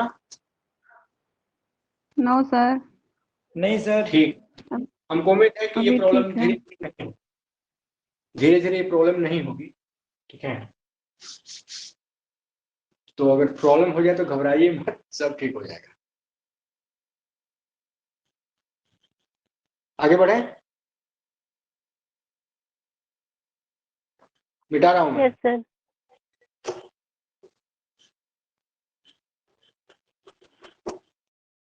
डिमांजिया के बाद आते हैं आपका Elisee Reclus. Elisee Reclus, Elisee Reclus जो है, ये इसको Ritter of France, sir Elisee रेड जेल रेकलेस, रीटर ऑफ फ्रांस कहते हैं, यानी कि फ्रांस का रीटर, फ्रांस का रीटर। जानते हैं क्यों कहते हैं? क्योंकि ये रीटर का शिष्य था, रीटर का शिष्य था, और एकमात्र निश्चयवादी था। यही कारण है इसको रीटर ऑफ फ्रांस कहते हैं, ठीक है। ये बड़ा इंटरेस्टिंग पर्सन था, ठीक है। इसने मानव पर्यावरण संबंधों में वैज्ञानिक व्याख्या करते हुए मानव को पर्यावरण का अंग बताया था, न कि उपज। तो नियतिवादी व्याख्या थी, लेकिन उतनी मजबूती से नहीं। सर नीचे में क्या लिखा हिंदी में सर? एकमात्र निश्चयवादी था, ओनली वन डिटरमिनिस्टिक। दूसरी बात कि ये सोशल ज्योग्राफी जो है, ये वर्ड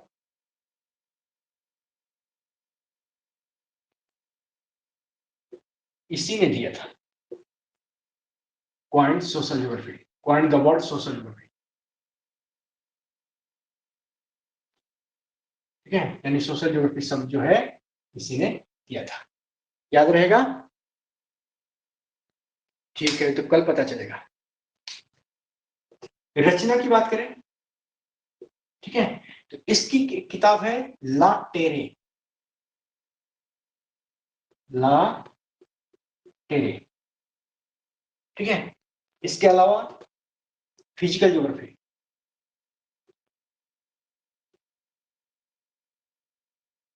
20 की किताब है।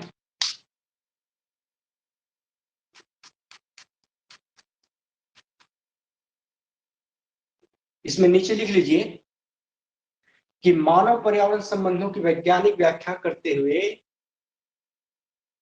मानव पर्यावरण संबंधों की वैज्ञानिक व्याख्या करते हुए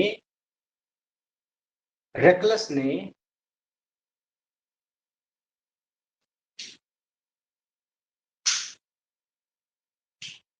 मानव पर्यावरण संबंधों की वैज्ञानिक व्याख्या करते हुए रेकलस ने मानव को पर्यावरण का अंग बताया, न कि उपज। मानव को पर्यावरण का अंग बताया, न कि उपज।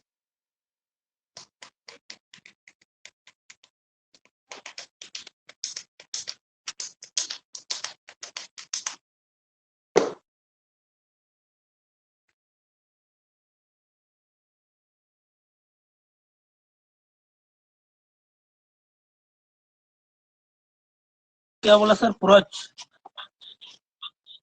पर्यावरण का अंग बताया, न कि मानव को पर्यावरण का अंग बताया, न कि उपज। Human is a part of environment, not the product of environment. ठीक है, मानव पर्यावरण का अंग है, न कि पार्ट, सॉरी, न कि उपज।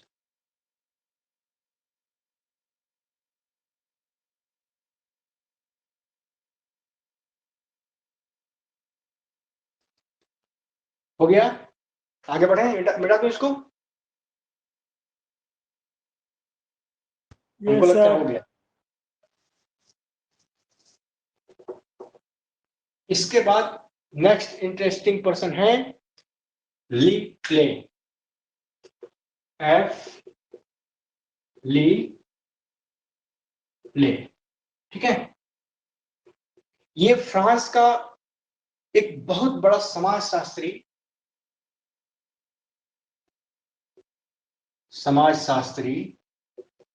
व पर्यावरणवादी था। पहली चीज ये हो गई कि ये कौन था। ये फ्रांस का एक समाजशास्त्री और पर्यावरणवादी था, पर्यावरणवादी भूगोलवेत्ता था। ठीक है, और इसने ली प्ले ने place of work and family, इसकी प्रसिद्ध रचना है प्लेस वर्क एंड फैमिली। ठीक है, स्थान, कार्य और परिवार, हिंदी में कह सकते हैं स्थान, कार्य और परिवार। तो इसका, हाँ, ये किताब लिखी थी, ये बहुत फेमस किताब है और कई बार एग्जाम में पूछा भी गया है कि ये किताब किसने लिखी थी, place work and family.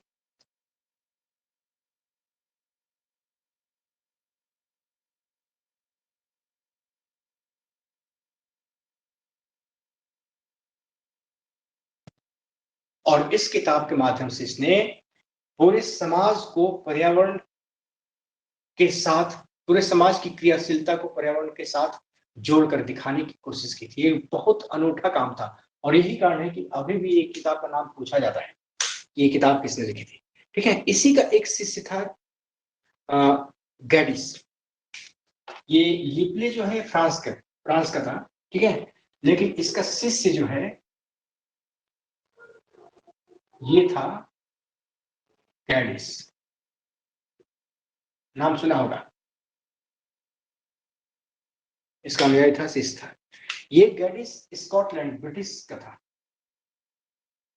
Scotland से था, ब्रिटिश साम्राज्य में है, इस ब्रिटिश का हिस्सा, ब्रिटेन का हिस्सा है। ठीक है, और इसकी खास बात यह है कि ये अपने गुरु के सम्मान में, जिस तरह से गुरु ने प्लेस वर्क एंड फैमिली का नारा दिया, उसी तरह से इसने अपने गुरु के सम्मान में place work and society, place work and society, ठीक है, या फिर सोसाइटी की जगह पे बहुत जगह फॉर्म का भी नारा जाता है, एक तरह से कल्चर को कहते हैं। ठीक है, ट्रेडिशन को कहते हैं। तो प्लेस वर्क एंड सोसाइटी या फॉक का इसने नारा दिया अपने गुरु के सम्मान में। ठीक है, नारा कह दिया ये इसने भी हाँ नारा दिया और इस पे काम भी किया था। गैडिस के कुछ योगदान है। सबसे पहला कि गैडिस ने कन्वर्सेशन शब्द, जब कोई शहर जैसे अमेरिका आप देख रहे हैं कि ये अमेरिका है, ठीक है, और ये हिस्सा अमेरिका का,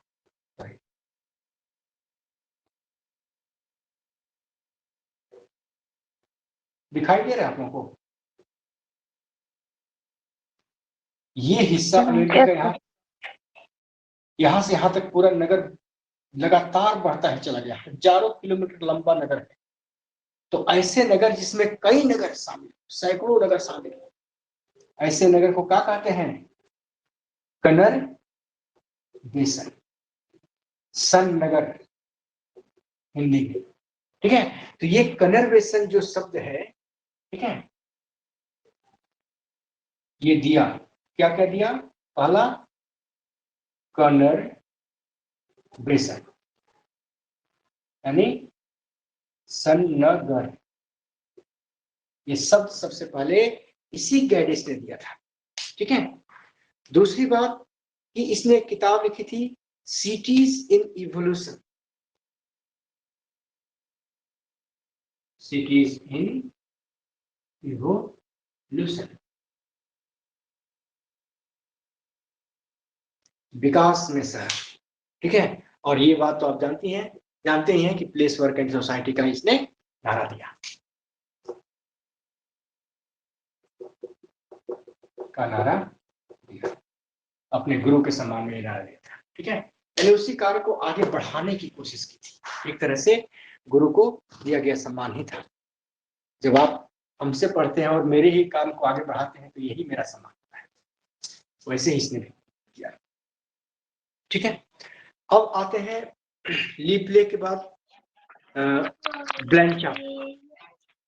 सर सिटी इन इवोल्यूशन उसका रचना है सर? ये इसकी रचना है, किताब है जी सर। Cities in evolution. ठीक है, और सर ये सन नगर ये वर्ड है। ठीक है, जैसे सोशल ज्योग्राफी किसने दिया था? शब्द की रचना की है, शब्द की रचना की। हाँ, शब्द की रचना की। जैसे सोशल ज्योग्राफी शब्द दिया था ना रेकलेस ने, वैसे ही इसने सन नगर शब्द दिया था। मतलब कि ऐसे नगर जिसमें कई नगर शामिल हों, ऐसा नगर, ये विस्तृत नगरीय क्षेत्र जिसमें कई नगर आपस में मिल गए, ऐसे कई नगरों के मिलने से बना हुआ शहरी इलाका सन नगर कहलाता है, यानी कन्वर्सेशन कहलाता है। ठीक है, ये सब इसी ने दिया था। और ये क्वेश्चन कई बार पूछा भी गया है, ये शब्द किसने दिया है? ये शब्द याद रखिएगा, गैडिस ने दिया है। तो गैडिस से भी क्वेश्चन कई बार आ चुके हैं, लीप्ले से भी क्वेश्चन आ चुके हैं कि प्लेस वर्क एंड फैमिली का नारा किसने दिया था? तो लीप्ले दिए थे। लेकिन वही क्वेश्चन आ जाएगा कि प्लेस वर्क एंड सोसाइटी का नारा किसने दिया था? तो गैडिस ने दिया था। इतना याद रखिएगा, ये दोनों बहुत महत्वपूर्ण है। ठीक है, जरा सी गलती क्वेश्चन गलत करा देगी, कंफ्यूजन क्वेश्चन गलत करा देगा। ठीक है, ये भी आपसे पूछा जा सकता है कि इसमें से समाजशास्त्री और पर्यावरणवादी, तो दोनों के दोनों समाजशास्त्री और पर्यावरणवादी थे, दोनों, लिबलेज भी था और गैडिस भी था। ठीक है, ऐसे गैडिस ने बाद में नगरीय भूगोल पर ज्यादा काम किया था। ठीक है, लेकिन वो भी समाजशास्त्री और पर्यावरणवादी था अपने गुरु की तरह से। लिबले फ्रांस का था और गैडिस ब्रिटेन का था। तो आप एक ब्रिटेन भूगोलवेत्ता को यहाँ यहीं पर आपने देख लिया। ठीक है, आगे बढ़ते हैं, बिता दूं?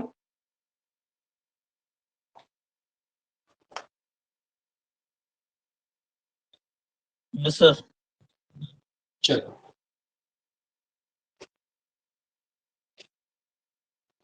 अगला है मेरा ब्लैंचार्ड।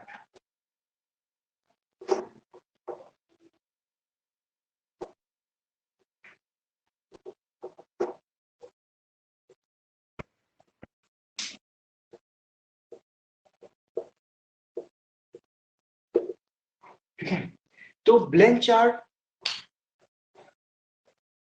इंस्टीट्यूट द ज्योग्राफिक अल्पाइन जो है इसकी स्थापना की थी।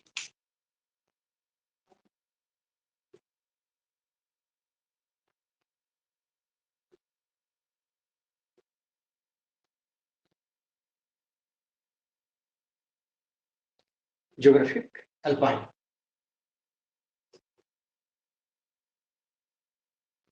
की स्थापना की पहली बात। दूसरी बात देखें तो इसने अल्पाइन रिव्यू का प्रकाशन किया। अल्पाइन रिव्यू का प्रकाशन किया।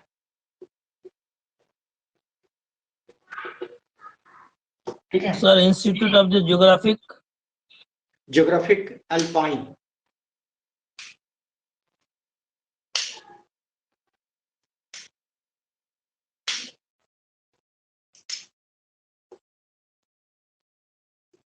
रेगुलर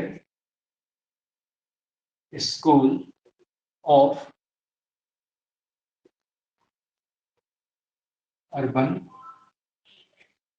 ज्योग्राफी के संस्थापक भी थे। यानी कि इसका स्थापना भी इसने किया था, रेगुलर स्कूल ऑफ ज्योग्राफी।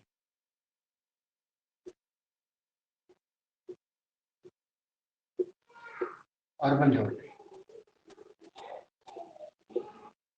नगरीय भूगोल का नियमित विद्यालय।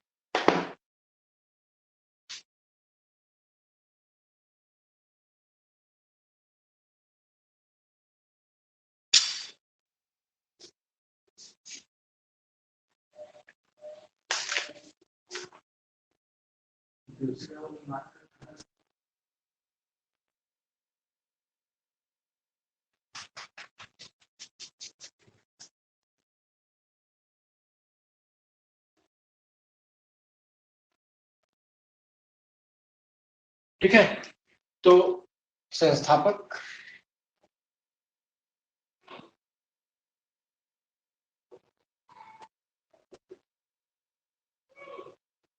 ये हो गया।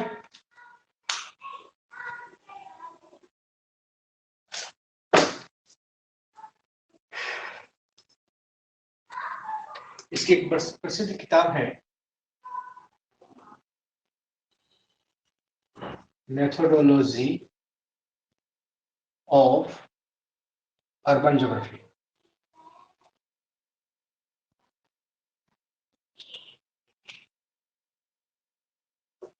मेथोडोलॉजी ऑफ अर्बन ज्योग्राफी इसकी बहुत प्रसिद्ध किताब है।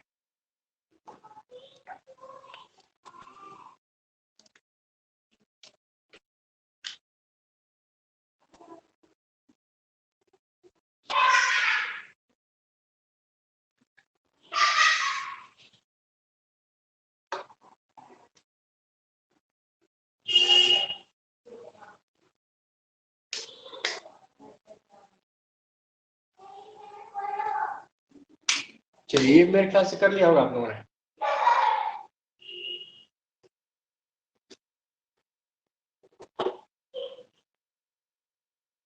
इसके बाद आइए, बेल चार्ट के बाद है, अच्छा मटोने तो हो गया है। अब एक एक करके लिख ही लीजिए, बल्कि मैं बोल देता हूं। पहला है गैलोस। इसने एक किताब लिखी थी, पेरिस का नगरीय भूगोल। पेरिस का नगरीय भूगोल। इसके बाद है आपका सिगफ्रायड। बड़ा फेमस विद्वान थे, इन्होंने राजनीतिक भूगोल में योगदान दिया था।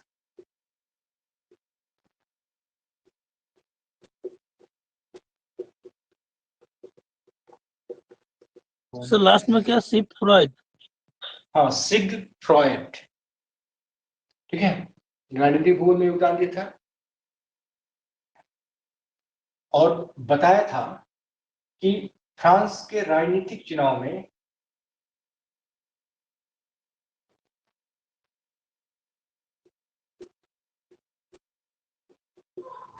भौगोलिक कारकों की भूमिका क्या रही थी या क्या है। ये बहुत अलग तरह का काम था कि राजनीतिक चुनाव में कौन सा चुनाव दल जीतेगा, भौगोलिक कारक इसको कैसे निर्धारित करेंगे? तो एक भौगोलिक कारक के बारे में तो आप भी जानते हैं, जो लास्ट लाइन एक बार बता दीजिए सर। फ्रांस के राजनीतिक चुनाव में भौगोलिक कारकों की भूमिका। तो एक भौगोलिक कारक यही मैं कह रहा था कि ये आप भी जानते हैं, और वो क्या है? जनसंख्या। क्लियर? ऐसे अनेक भौगोलिक कारक हैं, ठीक है। लेकिन ये बड़ी फेमस हुआ था, ये पेपर जब उनका पब्लिश हुआ था तो बड़ा फेमस हुआ था, और इन्होंने लिखा था, इनकी रचना जो थी political geography of France. Political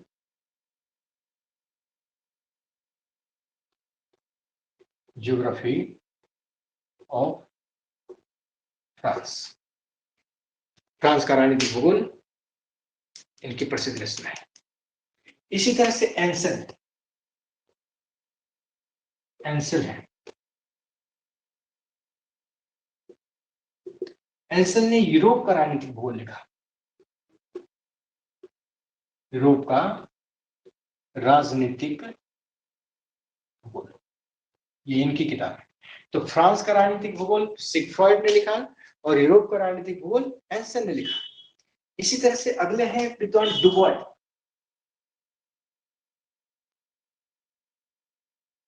डुबॉय,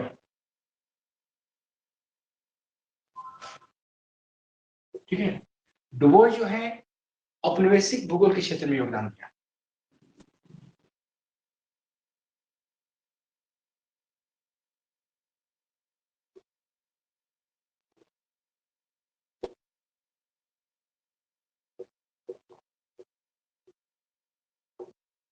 ये इनकी खास बात है। इसी तरह से डुबॉय की तरह से हार्डी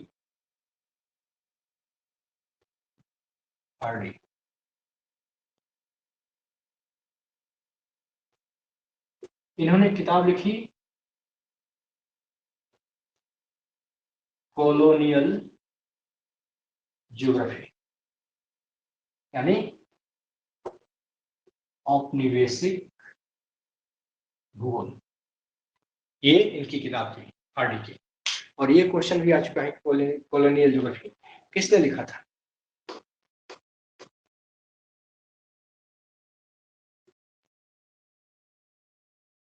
तो मेरे ख्याल से ऊपर का लिख लिए होंगे आप लोग, मिटा दूं?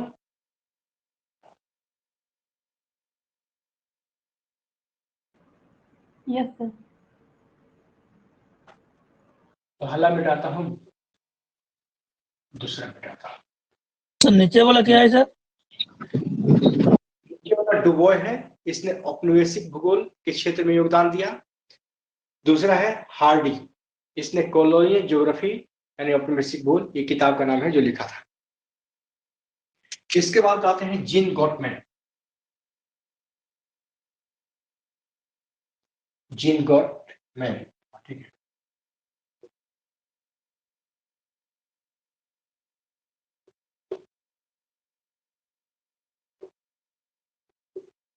ये बड़ा फेमस नाम है।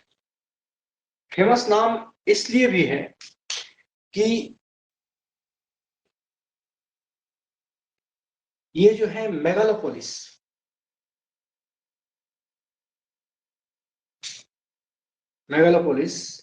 जो वर्ड है वो जीन गॉटमैन ने ही दिया था।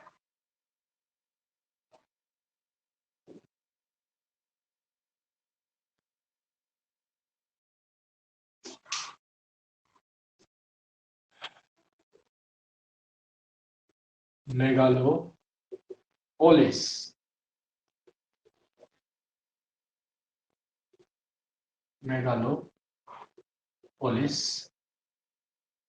ठीक है।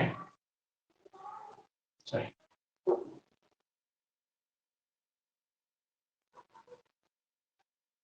मेगालोपोलिस को हिंदी में क्या कहते हैं?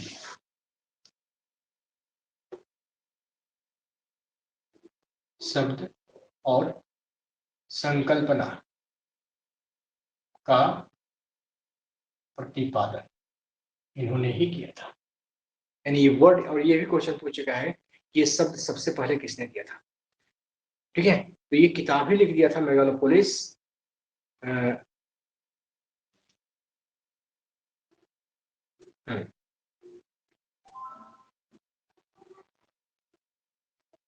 इसके अलावा दूसरी किताब लिखी थी, ये पहली किताब थी। ये सर सब हार्डी इतिहास- का क्या लिखे हैं? हार्डी का है कॉलोनियल ज्योग्राफी, औपनिवेशिक भूगोल। मेगालोपोलिस के बाद इसने लिखा था आपका study of cities of Europe.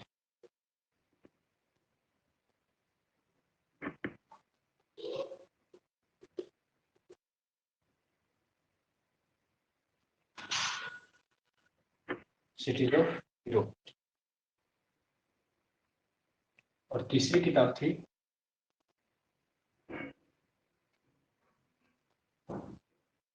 Geography of Europe. ये लेटर्स दिख रहे हैं या नहीं? दिख रहे हैं सर। चलिए, देख रहे हैं तब तो अच्छी बात है।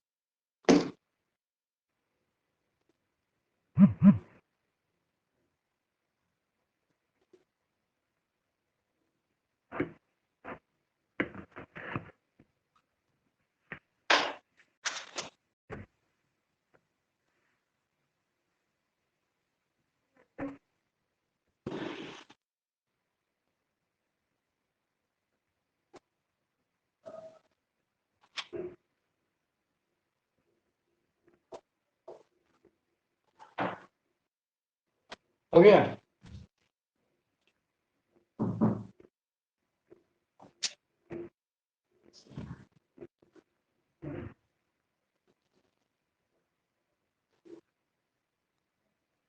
एक और किताब है, सारा हो गया कि नहीं जी? हो गया सर। हो गया सर। Geography of town. ये बड़ा फेमस किताब है, पिछली बार भी पूछा गया था शायद। ठीक है, ये ई स्मेल्स की लिखी रचना है। स्मेल्स मात्र 100-150 पेज की किताब है। स्मेल्स, ये प्रोफेसर इन ज्योग्राफी, मतलब कि यूनिवर्सिटी ऑफ लंदन क्या कहते हैं, सर यूनिवर्सिटी ऑफ इसमें क्या है सर, ये सैंपल क्या बोल रहे लिखा हैं? है सर? वही सर, ज्योग्राफी ऑफ टाउन कौन लिखा है सर? ई स्मेल्स।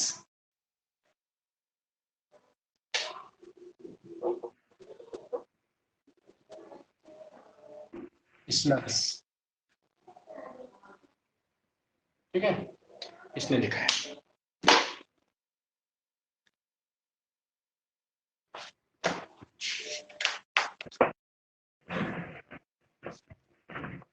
तो कंट्रीब्यूशन ऑफ फ्रेंच ज्योग्राफी या फ्रेंच स्कूल ऑफ ज्योग्राफी आज खत्म होता है।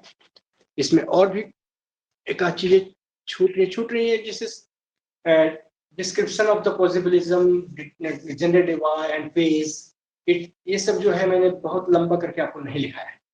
जो एज ए ऑब्जेक्टिव क्वेश्चंस आते रहे हैं वो सारे मैंने लिखा दिए हैं। ध्यान से अगर कोई क्वेश्चन आएगा तो इसी में से कोई एक आएगा। टाइम भी खत्म हो रहा है और आज डेमो क्लास भी खत्म हो रहा है, लेकिन जो लोग आज जुड़े हुए हैं वो कल तक अपनी डेमो क्लास ले सकते हैं और आप लोग कल पेमेंट भी कर देंगे। क्या पेमेंट हाफ ही करनी है और मैं सुबह आपको QR अवेलेबल करा दूंगा, या फिर मेरे इसी नंबर पे पेमेंट कर सकते हैं। लेकिन पेमेंट करने के बाद उसका जो क्या कहते हैं स्क्रीनशॉट होगा वो आप ग्रुप में डाल देंगे, सेंट्रल मेरिडियन ग्रुप है उसी में डालेंगे, ठीक है। सर ये ग्रुप आपका, ये सर बोल रहे हैं ये हाँ। गूगल पे है या फिर आपका फोन पे है ये वाला नंबर? गूगल पे है, ओके सर।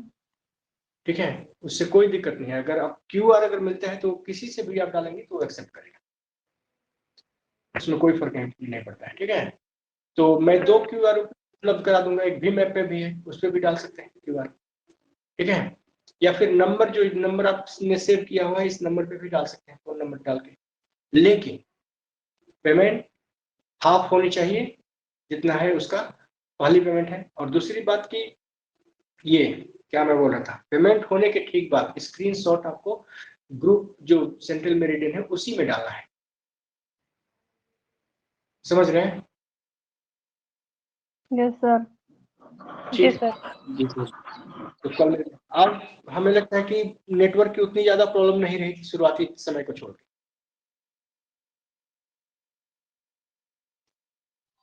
कल से बेटर थी सर आज। कल से बेटर था, ठीक है। तो ये बेटर ही रहेगा, धीरे धीरे ठीक हो जाएगा। ठीक है, कोई भी चीज व्यवस्थित होने में थोड़ा टाइम लगती है। तो आज मैं क्वेश्चन नहीं पूछ पाऊंगा, टाइम भी काफी हो गया है, ठीक है। लेकिन आप लोग कल क्वेश्चन का आए। सर फ्रेंच ज्योग्राफर का टेस्ट ले लीजिए। ज्योग्राफर का सर इसका बोल रहे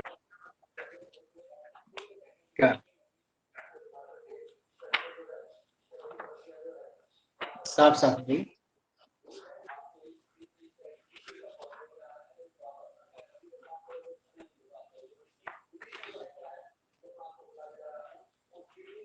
आवाज नहीं आ रही है। थॉट से 2-3 को प्रश्न आएगा सर। क्या पूछना है? थॉट से सर प्रश्न कितना आता है सर? थॉट से 7 से 8 क्वेश्चन रहेंगे। 10 सर जितना हुआ है उससे टेस्ट ले लीजिए सर। थॉट खत्म तो होने दीजिए सर। और फ्रेंच ज्योग्राफर का ही टेस्ट तो मैं रोज लेता हूँ, आने के साथ हाँ। और जाने के साथ, ठीक है। और थॉट का पेपर खत्म होने दीजिए, मतलब 50-60 क्वेश्चन बने, ठीक है। इसके बाद टेस्ट लेता हूँ मैं, टेस्ट तो मैं छोड़ूंगा नहीं, ठीक है। इतना याद रखिए, आप पढ़िए चाहे मत पढ़िए, टेस्ट में मैं जरूर लूंगा, क्योंकि मेरा टेस्ट ही आपको सफल कराएगा, ठीक है। तो ठीक है, कल मैं आपको क्यूआर सेंड कर दूंगा। और लगभग ओके लोग सर। जो आज प्लान किए हैं उनको छोड़ के और सारे लोग पेमेंट करेंगे, हाफ पेमेंट करना है।